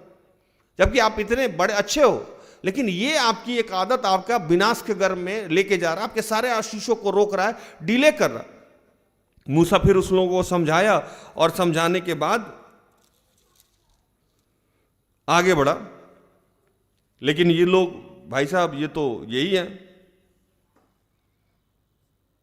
सब जगह ये लोग नियम तोड़ रहा था। पहला नियम क्या कि बोला गया कि भैया ज्यादा नहीं बटोरना, ये लोग ज्यादा लेके आ रहा था। फिर इन लोगों को बोला गया कि शनिवार को बटोर लेना है, रविवार का हो जाएगा। तो ये लोग जाके रविवार के भी सुबह में मन्ना ढूंढने चला जाता था। मतलब प्रभु पे ट्रस्ट नाम का कोई चीज ही नहीं था। अपनी शक्ति, अपनी सामर्थ्य को लगाना था, जो अय्यूब के ग्रंथ में हम लोग बोल रहे थे कि बुद्धि किसका होना चाहिए, ईश्वर का, और गलत करने से आपको बचना है। हालेलुया। ये सब होता क्या,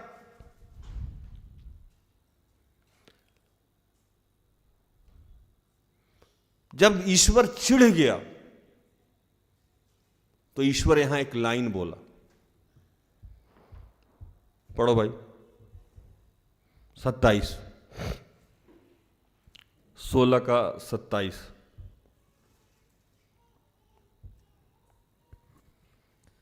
तो भी लोगों में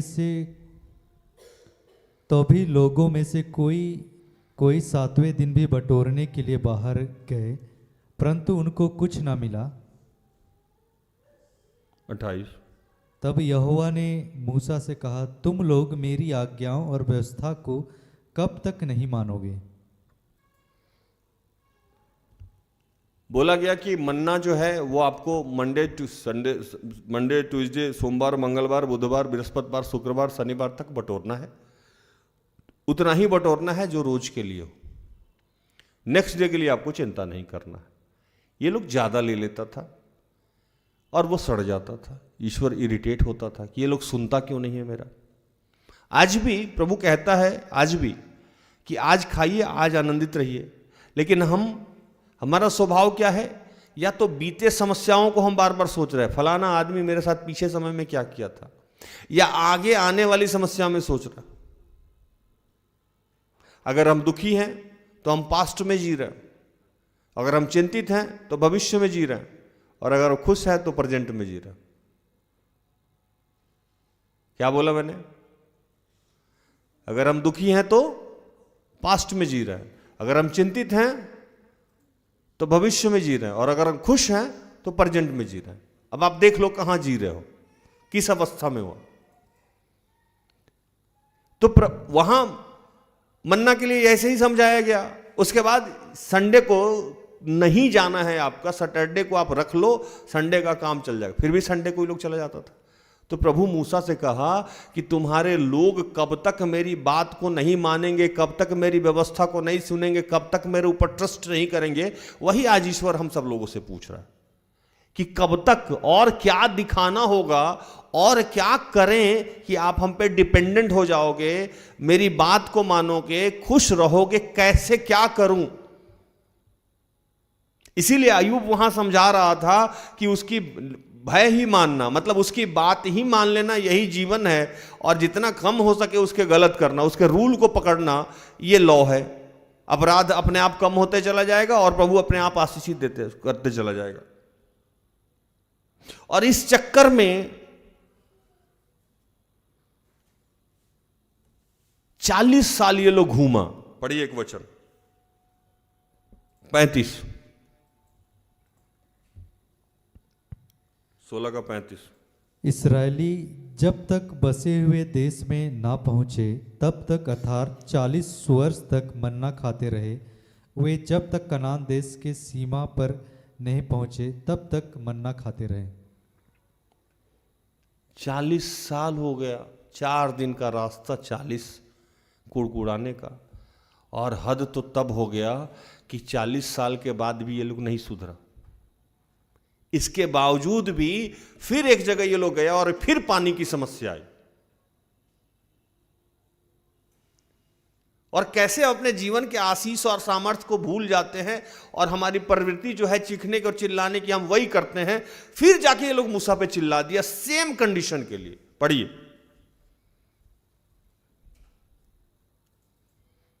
17 का 1, 2। फिर इस्राएलियों की सारी मंडली सीन नामक जंगल से निकली और यहोवा के आज्ञानुसार कूच करके रपीदीम में अपने डेरे खड़े किए। और वहाँ उन लोगों को पीने का पानी ना मिला, इसलिए वे मूसा से वाद विवाद करके कहने लगे, हमें पीने का पानी दे। मूसा ने उनसे कहा, तुम मुझसे क्यों वाद विवाद करते हो और यहोवा की परीक्षा क्यों करते हो। फिर से वही घटना। भैया कब सुधरिएगा? एक ही शिक्षा को कितना दिन सुनिएगा? कब चेंज आएगा? एक छोटी सी बात कही जा रही है कि मुंह को बंद कर लीजिए, मन पे मन को गाली देना बंद कीजिए अपने बड़ों का, अपने सीनियर का। वो सीधे ईश्वर को डायरेक्टली जाता है। चिढ़ना, कुड़कुड़ाना, बुड़बुड़ाना। और किसी बात पे आज हम बात नहीं कर रहे। हम कभी दुर्बलता पे बात ही नहीं करते। जिन लोगों का भी हैबिट है उनके जीवन का आशीष रुका हुआ है। और मैं भी थका हूं लोगों को समझा समझा के, बेटा ये कर लो, सोना ये कर लो, बाबू ये कर लो, चांद ये कर लो, यही कर लो कम से कम, बाकी हम देख लेंगे। आप देखिए आपके घरों में, आपके परिवार में, किसी का पत्नी का यह स्वभाव होगा, किसी का पति का यह स्वभाव होगा, किसी का बच्चे का यह, किसी की कहीं ना कहीं ये हमारे घर में है, हमारे परिवार में है, हमारे लोगों के बीच में है। वो चिल्लाएगा ही चिल्लाएगा, उसकी संतुष्टि नहीं है, वो कुड़कुड़ाएगा ही कुड़कुड़ाएगा। और जब भी हम अपने बड़ों पे कुड़कुड़ा रहे हैं, चिल्ला रहे हैं या उन पे क्वेश्चन मार्क करें तो उन पे नहीं कर रहे हैं, वो ईश्वर पे कर रहे हैं। और ईश्वर आपका उसी अनुसार डिले। अभी 40 साल खत्म हो गया, ये लोग सुधरा नहीं। फिर पानी का समस्या आया, फिर जाके चिल्लाया, फिर मूसा कर रहा है, यार तुम फिर चिल्लाने आ गए मेरे ऊपर, हम तुम्हारा क्या बिगाड़े? हम तो इतने दिनों से तुम्हारा परवरिश किए, सब कुछ किए। माँ बाप को तो यही लगता होगा कि पहला निवाला हम दिए, वस्त्र हम दिए, भोजन हम दिए, फिर चढ़ जा रहा है। मुझे भी कई बार लगता है कि मैंने इन लोगों का कर्ज खा रखा है। मेरे ऊपर आके चढ़ जाते हैं, सिस्टर एस्तर के ऊपर चढ़ जाते हैं, छोटा भाई बड़े ऊपर भाई के ऊपर चढ़े, तुमने मेरे लिए क्या किया। पत्नी कहती है भैया तुमने मेरे लिए क्या किया। अरे जब मैंने आपके लिए कुछ किया ही नहीं तो आप इतने साल से हो कैसे मेरे साथ। ये आप पति पे नहीं चिल्ला रहे हो, ये आप माँ बाप पे नहीं चिल्ला रहे हो, ईश्वर पे चिल्ला रहे हो। वो हम लोग बोलते नहीं है। मूसा तो वो पूछा कि क्या है भैया, फिर से चिल्लाने शुरू हो गए। एक और घटना बताऊंगा। मूसा कह रहा है ये तुम मेरे ऊपर नहीं चिल्ला रहे हो, प्रभु पे चिल्ला रहे हो, तुम मेरी परीक्षा नहीं ले, प्रभु पे परीक्षा ले रहे हो। मूसा चुपचाप वहां से गया, प्रभु के पास गया। प्रभु बोला कि सुन मूसा, तू जा यहां से, 2-4 आदमी को, पुरानियों को ले लो, मतलब बुजुर्ग आदमी को ले लो, और वहां जाना। और एक बहुत जबरदस्त लाइन, उस पहाड़ पे मैं खड़ा रहूंगा, पानी का मैं खुद इंतजाम करूंगा। सोचो कितना दयालु परमेश्वर है। 40 साल से ईश्वर को ये लोग गाली दे रहा है, फिर भी वहां खुद खड़ा होकर पानी का इंतजाम कर रहा है। पढ़िए एक वचन,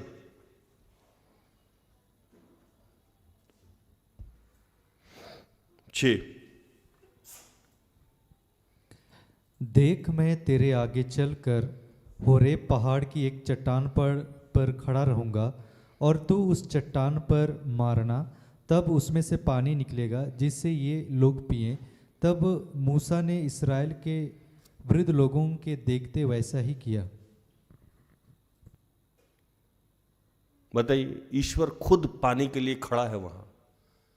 वो ईश्वर जिसको 40 साल से ये लोग गाली दे रहे हैं, वो ईश्वर जिसने खुद मिस्र में इस्राएलियों को निकाला, समुद्र को 2 भाग में बांटा, बार बार खाने का इंतजाम किया, पानी का इंतजाम किया, लेकिन ये लोग जहां भी समुद्र दिखा फिर गाली दिया, वहां से निकला पानी के लिए गाली दिया, वहां से लिखा मन्ना के लिए गाली दिया, वहां से निकला बटेर के लिए गाली दिया, फिर थोड़ा सा आगे बढ़ता फिर पानी के लिए गाली दिया। ये हमारी जीवन है। आज हम जिस स्टेप से निकल रहे हैं, दूसरे स्टेप पे पहुंच रहे हैं, हम कुड़कुड़ाने लग रहे हैं, हम बुड़बुड़ाने लग रहे हैं, हम चिढ़ने लग रहे हैं, और हम किसी इंसान पे नहीं चिढ़ रहे हैं। अगर आप चिढ़ रहे हैं इसका मतलब आप प्रभु के बुद्धि और प्रज्ञा से नहीं चल रहे हैं। अगर आप चिढ़ रहे हैं तो इसका मतलब आपको प्रभु का भय ही नहीं है आपके अंदर, तो आप किसी और को नहीं, आप प्रभु को नाराज कर रहे हैं। और ये बहुत बड़ा अपराध है, इससे आपको बचना होगा, मुझे बचना होगा, हम सबको बचना होगा, नहीं तो हमारे जीवन का सारा आशीष रुका रहेगा। और मैं आखिरी लाइन बोलने जाऊं, इस बुड़बुड़ाने से हुआ क्या कि जिस ईश्वर ने खुद साथ में रह के इन लोगों को प्रतिज्ञा देश जाने के लिए निकाल के लाया था, जिस ईश्वर ने सब कुछ अद्भुत तरीके से इन लोगों का जीवन का किया, मूसा को दिया, हारून को दिया, सबको दिया, उसमें से गिनती के कुछ लोग गए, बाकी कोई लोग भी प्रतिज्ञा देश नहीं गया। हो सकता है कि आपके जीवन का कोई भी आशीष आपको प्राप्त नहीं हो अगर आपने अपने मन का और मुंह का आज नियंत्रण नहीं कर लिया। प्रभु इन सारे वचनों से आप सबको और मुझे भी आशीषित करे। आमीन।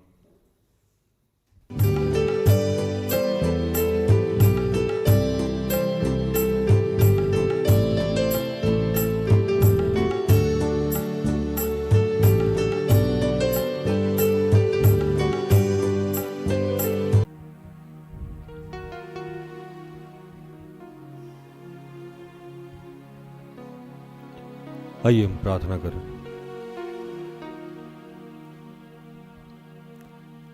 कि हे दयालु पिता, आप जहां भी हैं, अपने घरों में हैं, कुछ देर के लिए शांत हो जाइए।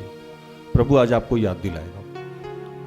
जितनी माताएं हैं, विशेषकर जितनी बहनें हैं, जितनी महिलाएं हैं, उनमें ये प्रवृत्ति ज़्यादा तौर पे पाई जाती है।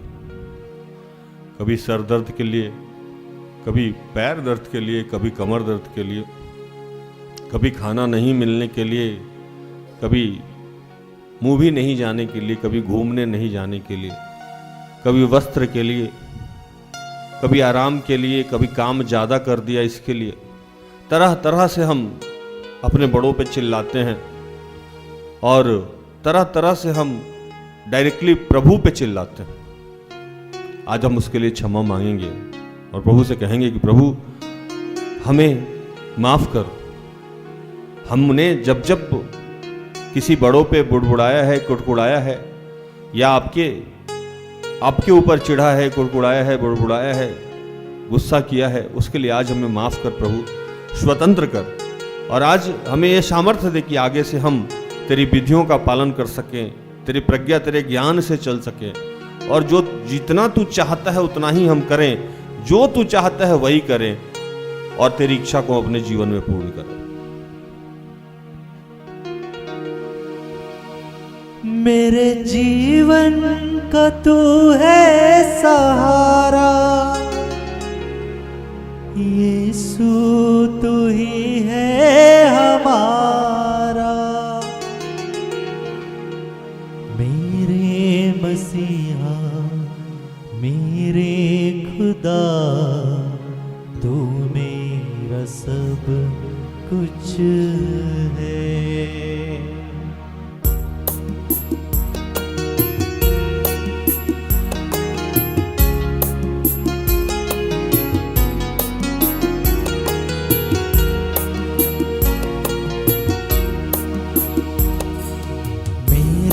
मसीहा मेरे खुदा, तू मेरा सब कुछ है।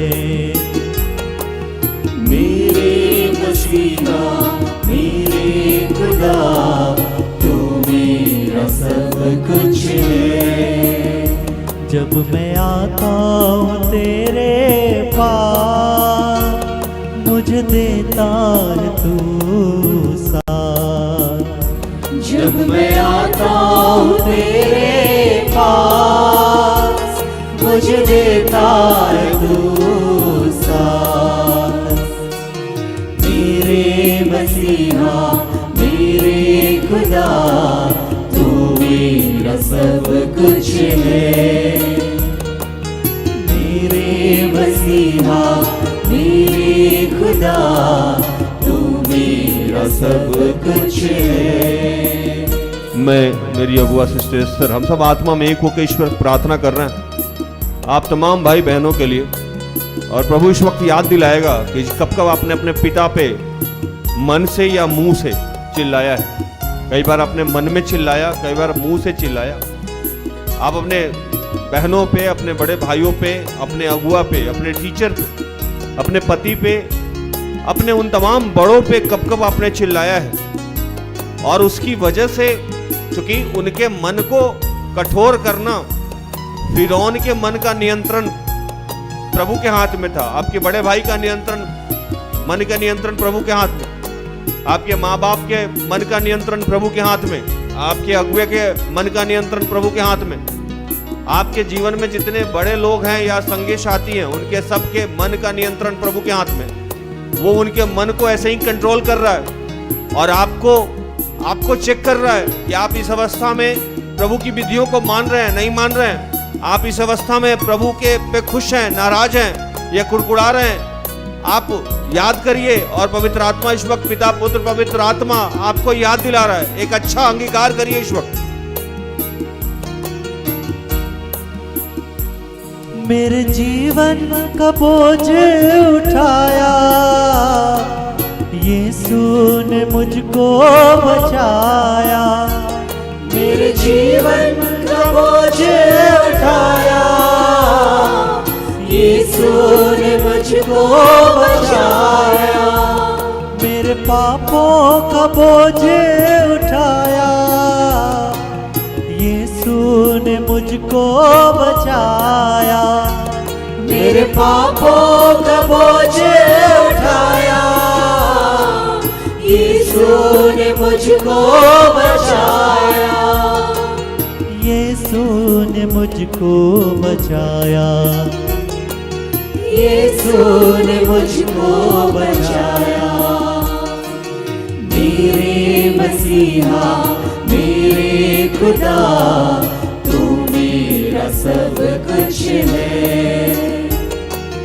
मेरे मसीहा मेरे खुदा, तू मेरा सब कुछ है। ये पिता, जितने तेरे बीमार बच्चे हैं मैं उनके लिए प्रार्थना कर रहा हूँ। एंथोनी, तरसूश, क्रिस्टोफर, सुमन, नेल्सन, रंजीत, समीर, अनंत, आनंद, शालो, मैं प्रार्थना करता हूँ जो लोग भी नशे से ग्रसित हैं उनके लिए, आनंद शालों के लिए। मैं प्रार्थना करता हूँ जो लोग भी बेरोजगार हैं उनके लिए, अजीत, नेहा, स्नेहा, स्वीटी, प्रकाश, अनमोल, औवित, अलका, श्रिता, सुसन, निशा, विराजनी, संदीप, रंजू, संजू, सलीमा, सचित, नवीन, नितिन, संजीरा, मैक्सवेल, जो लोग पारिवारिक समस्या से जूझ रहे हैं मैं उनके लिए प्रार्थना करता हूँ। मधु, अमृता, तारा, जो पेंशन के लिए प्रार्थना चाहते हैं, मोतीमणि, जो कर्ज से मुक्ति के लिए प्रार्थना चाहते हैं, अजीत, दयाल, जो निसंतान है प्रार्थना चाहते हैं, सुमन, ग्लोरिया, जो पवित्र आत्मा के लिए भूखे और प्यासे हैं प्रार्थना चाहते हैं, अनुरंजन, हेमंत, रीतिका, शलोनी, गौरव, अंजू, नीलिमा, प्रदीप, जयंती, रोनल, शलीमा, रेशमा, अनुराग, प्रदीप, अवंती। प्रभु ऐसे सारे लोग जिनके भी जीवन में जो भी समस्या है, प्रभु आज तूने बताया कि हमारे जीवन में कभी भी कोई भी आशीष तू दे सकता है। हमारी सैलरी बढ़ा सकता है, हमारा प्रमोशन दे सकता है, हमारा विवाह करा सकता है, हमें स्वस्थ कर सकता है, हमारे कर्ज मुक्त कर सकता है, हमारे घर बना सकता है। हमारे जीवन में कोई भी ऐसी समस्या नहीं है जिसका समाधान तू कर नहीं सकता है। अगर हमारे पति हमसे प्यार नहीं करते हैं, करने लगेंगे। हमारे माँ बाप हमारा रेस्पेक्ट नहीं करते हैं, करने लगेंगे। हमारे भाई बहन हमारी चिंता नहीं करते हैं, करने लगेंगे। क्योंकि इन सब के ऊपर कमांड तूने रखा है प्रभु, और तू ऐसा चाहता है कि वो हमारे साथ ऐसा व्यवहार करे। तो हमें हर बात के लिए खुश रहना होगा, क्योंकि तू हमें परीक्षा में डाल रखा है। हमें हर बात के लिए आनंदित रहना होगा, क्योंकि तू ऐसा चाहता है कि हम इस परीक्षा से निकलें, हम तेरी विधियों को माने, हम तेरे प्रज्ञा से चलें और ये अपराध करने से बचे। तूने आज बहुत बड़ी बात बताई प्रभु, और हमें ये सामर्थ्य दे कि हम सब इस समस्या से निकल पाए प्रभु, और हम आज तुझे खुश पर कर पाए कि यहोवा तुझे लगातार लिए चले, अकाल के समय में तृप्त करे, तेरी हड्डियों को हरी भरी करे, तू सींची हुई ऐसे बारी के सोते के समान हो जिसकी जलधाराएं कभी नहीं सूखती। बात करते हैं हमने फिर से जितने भी अपने बड़ों के विरुद्ध कुड़कुड़ाया है, बुड़बुड़ाया है प्रभु, वो सीधे तेरे विरुद्ध कुड़कुड़ाया है, उसके लिए तुझसे क्षमा चाहते हैं और एक नया सामर्थ्य चाहते हैं पिता।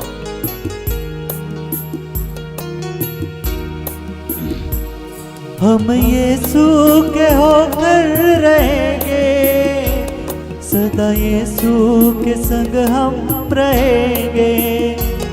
हम यीशु के होकर रहेंगे, सदा यीशु के संग हम रहेंगे। हम यीशु के होकर रहेंगे, सदा यीशु के संग हम रहेंगे। हम यीशु के होकर रहेंगे, सदा यीशु के संग हम रहेंगे। सदा यीशु के संग हम रहेंगे, सदा यीशु के संग हम रहेंगे। मेरे मसीहा मेरे खुदा, तू मेरा सब कुछ है। मेरे मसीहा मेरे खुदा, तू मेरा सब कुछ है। इस वक्त जितने लोगों को स्वर्गीय भाषा में प्रार्थना आता है वो स्वर्गीय भाषा में प्रार्थना करें। हम धन्यवाद करते हैं जितने बीमार लोग हैं प्रभु, उनके लिए जिनको तूने आज चंगाई दी है प्रभु, तेरा धन्यवाद करते हैं। तेरे पुत्र यीशु के कोड़े खाने से हम सब चंगे होते हैं, किसी जड़ी बूटी और लेप के द्वारा नहीं प्रभु, तेरे वचनों ने चंगा किया है। आज तू बहुत सारे माइग्रेन से ग्रसित लोगों को चंगाई दिया है, हम धन्यवाद करते हैं। बहुत सारे लोग जो इन दिनों सर्दी खांसी और बुखार से परेशान हैं, तूने वह स्पर्श किया है पिता, हम धन्यवाद करते हैं। हम धन्यवाद करते हैं लीवर से ग्रसित लोगों को तूने स्पर्श किया है और लीवर को पूर्णतः स्वस्थ किया है।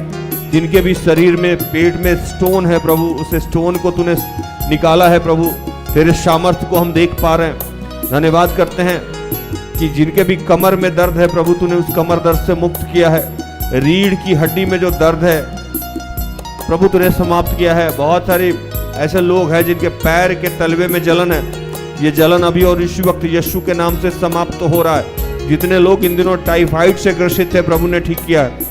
धन्यवाद करते हैं। बहुत सारे लोग लिकोरिया से, बहुत सारे ऐसे हैं जो लिकोरिया से ग्रसित थे, प्रभु ने ठीक किया है। शरीर में स्वेलिंग है, सूजन है, प्रभु ने ठीक किया है। घाव है, विशेषकर मुंह का घाव, प्रभु ने इस वक्त ठीक किया है। घुटने में दर्द है, लंबे समय से जिनके भी घुटने में दर्द था, प्रभु ने ठीक किया है। पीरियड्स की समस्या को प्रभु ने ठीक किया है। जिनका भी उल्टी हो रहा था इन दिनों, उस उल्टी की समस्या से प्रभु ने चंगाई दी है। हम धन्यवाद करें और इस रिसीव करें कि ये आपके जीवन के लिए था।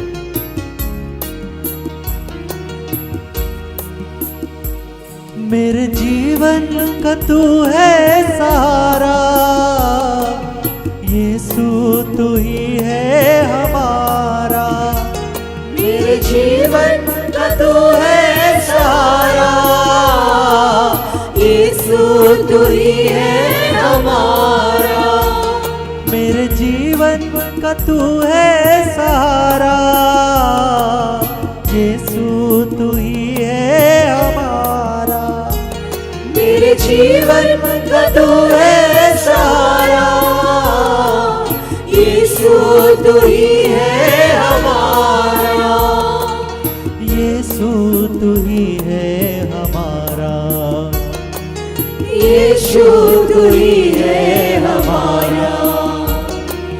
मेरे मसीहा मेरे खुदा, तू मेरा सब कुछ है। मेरे मसीहा मेरे खुदा, तू मेरा सब कुछ है। पिता, हम धन्यवाद करते हैं। हमारे जीवन में जो भी है, जितना भी है, हम जैसे भी हैं, ये तेरी कृपा से, तेरी आशीष से है प्रभु। भविष्य में जो भी आप करेंगे वो अच्छा करेंगे प्रभु। जिसके साथ रखेंगे वो भी बेहतर है, अकेले रखेंगे वो भी बेहतर है। हमारी शारीरिक स्थिति जो भी है उसके लिए भी बेहतर, हमारी मानसिक स्थिति जो भी है उसके लिए भी हम तेरा धन्यवाद करते हैं। आपने जो भी किया है ये सिर्फ आपकी वजह से है प्रभु। हम तो किसी योग्य नहीं थे, हम तो गर्भ में भी मर जाते प्रभु, लेकिन आपने वहां से हमें बचाया। कई बार हम दुर्घटनाग्रसित हुए प्रभु, आपने बचाया। एक एक निवाला दिया प्रभु, एक एक सांसें दिया आपने प्रभु। हम स्वस्थ शरीर, हम एक अच्छे काया को पाते हैं। हमें आपने विश्वास का वरदान दिया, अच्छा घर दिया, अच्छा परिवार दिया, अच्छे लोग दिए प्रभु। सिस्टर एस्टर जैसी अगुआ दिया प्रभु हमारे जीवन में। प्रार्थना योद्धा जैसा परिवार दिया, ऐसे अच्छे और सच्चे बच्चे दिए हमारे जीवन में। अद्भुत प्यार है तेरा प्रभु। ये इतने लाखों लोग जो हमारे परिवार के हिस्सा है प्रभु, उनके जीवन के लिए तेरा धन्यवाद। हम तो कीड़े सरीख मनुष्य थे प्रभु, तूने इतना सारा आशीष दिया है। आगे जो भी तेरी इच्छा है हमारे जीवन, हमारे परिवार, हमारे कारोबार, हमारी सेवकाई से, उसको पूर्ण कर प्रभु। तेरा धन्यवाद करते हैं।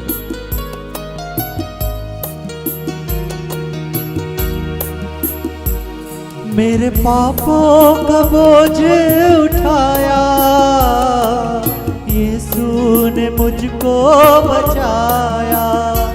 मेरे पापों का बोझ उठाया, यीशु ने मुझको बचाया। मेरे पापों का बोझ उठाया, यीशु ने मुझको बचाया। मेरे पापों का बोझ उठाया, यीशु ने मुझको बचाया। यीशु ने मुझको बचाया। यीशु ने मुझको बचाया। मेरे मसीहा मेरे खुदा, तू मेरा सब कुछ है।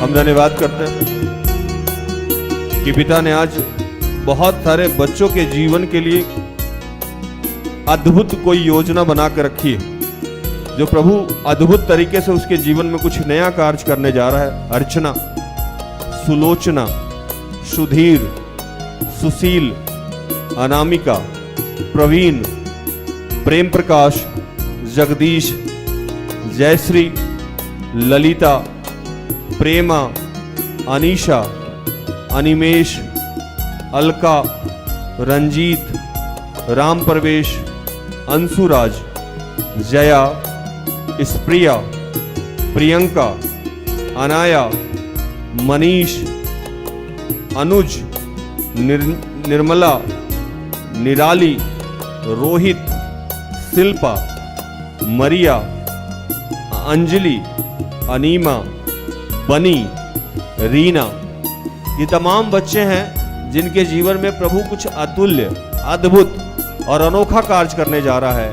आप धन्यवाद करें प्रभु। मैं तेरा धन्यवाद करता हूं कि आज बहुत सारे परिवार में तूने सुख शांति का आशीष दिया है। बहुत सारे पत्नी के जीवन में मेल मिलाप का आशीष दिया है। पति पत्नी के जीवन में बहुत सारे रिश्ते को तूने सुखी किया है और हर परिवार में तूने अपने सुख शांति को डाला है। तो आज बहुत सारे लोग जो लंबे समय से कोर्ट केस से ग्रसित थे, उनके कोर्ट केस से तूने छुटकारा किया है। अगर आप किसी कोर्ट से केस से ग्रसित हैं तो इसको रिसीव करिए, धन्यवाद कीजिए। आज तूने हमारे जीवन में जो डर था प्रभु, उस डर को निकाला है और तूने बताया है कि हमारे जीवन में, परिवार में, सगे संबंधी, हमारे कार्य क्षेत्र में कोई भी क्यों ना हो, उन सब के मन पे आपका नियंत्रण है। हमें बस आपकी विधियों को मानना है, हमें बस चिढ़ना नहीं है, हमें कुड़कुड़ाना नहीं है। आज तूने हमारे मन के अंदर से डर को समाप्त किया, हम तेरा धन्यवाद करते हैं प्रभु। हम धन्यवाद करते हैं कि हम जैसे बहुत सारे ऐसे बच्चे हैं जो नशे से ग्रसित हैं, उन तमाम लोगों के नशे से तूने मुक्त किया है। धन्यवाद करते हैं। तो आज बहुत सारे लोगों के अंदर क्रोध भरा हुआ था, अपने सगे संबंधी, अपने रिश्तेदारों के, अपने बड़े लोगों के, आज तूने उस क्रोध से उसको मुक्त कर दिया है, क्योंकि वो जान गए हैं कि पृथ्वी पे और सृष्टि पे जो भी हो रहा है आपके द्वारा हो रहा है। वो चाहे फिरौन का मन हो, चाहे हमारे माता पिता का मन हो, चाहे बड़े भाई का मन हो या पति का मन हो। तो प्रभु उस क्रोध से तूने आज हमें मुक्त किया है और हमें एक नई शांति, एक नया सुकून दिया है। और हमारे जीवन में अब तक जो हुआ है वो सिर्फ इस वजह से हुआ है कि तूने ऐसा चाहा है। तूने ऐसा चाहा है, वही हमारे जीवन में हमारे माता पिता, भाई बहन, सगे संबंधी या किसी के माध्यम से हुआ है। प्रभु एक नई शांति तूने आज हमें दिया है। हमारे जीवन में जो भी घमंड था कि मैंने कुछ किया है प्रभु, उस घमंड से तूने आज हमें मुक्त किया है। सब कुछ आपके हाथों में समर्पित करते हुए तमाम प्रार्थना को प्रभु यीशु के जीवित और पवित्र नाम से मांगते हैं। दया से सुन और स्वर्ग के राज में ग्रहण कर, आमीन। तो धन्यवाद प्रभु, आप सबको आशीष दे। आज के प्रचार में हमने सीखा कि हमारे जीवन में जो भी हुआ उसके लिए कोई और नहीं, हम या पिता जिम्मेवार है। पिता चाहता है कि वो जिस स्थिति में हमें रखे, हमें बुड़बुड़ाना नहीं है, कुड़कुड़ाना नहीं है। हम किसी और पे नहीं, हम सीधे उस पर चिल्लाते हैं, चीखते हैं। आपके दोस्त हों, दुश्मन हो, भाई हो, बहन हो, सगे हो, संबंधी हो, सबके ऊपर उसका कंट्रोलिंग है। और वो आपके साथ जैसा भी व्यवहार कर रहे हैं, वो ऐसा चाह रहा है तभी वो कर रहा है। तो आपको उसके प्रज्ञा से चलना है, उसके बुद्धि से चलना है, उसके भय में जीवन व्यतीत करना है। और ये काम जो आज सिखाया गया, मन में चिल्लाना या मुंह से चिल्लाना बंद करना होगा, कंप्लेन करना बंद करना होगा, बुड़बुड़ाना और कुड़कुड़ाना बंद करना होगा। तब तक के लिए स्वस्थ रहें, सुरक्षित रहें, सरकारी नियमों का पालन करें, प्रभु के आदेश का पालन करें। जैसा मैं रोज कहता हूं कि हम सब में बहुत सारी दुर्बलताएं हैं, कृपया हमें क्षमा करें और हमारे लिए प्रार्थना करें। प्रार्थना होता परिवार, अगर आपके किसी भी काम आए तो कृपया हमें संपर्क करें। हम सब अपने आप को धन्य समझेंगे। प्रभु आपको आशीष दे। जय यीशु, यीशु सहाय। Praise the Lord. Good night, good bye. सारे दिल से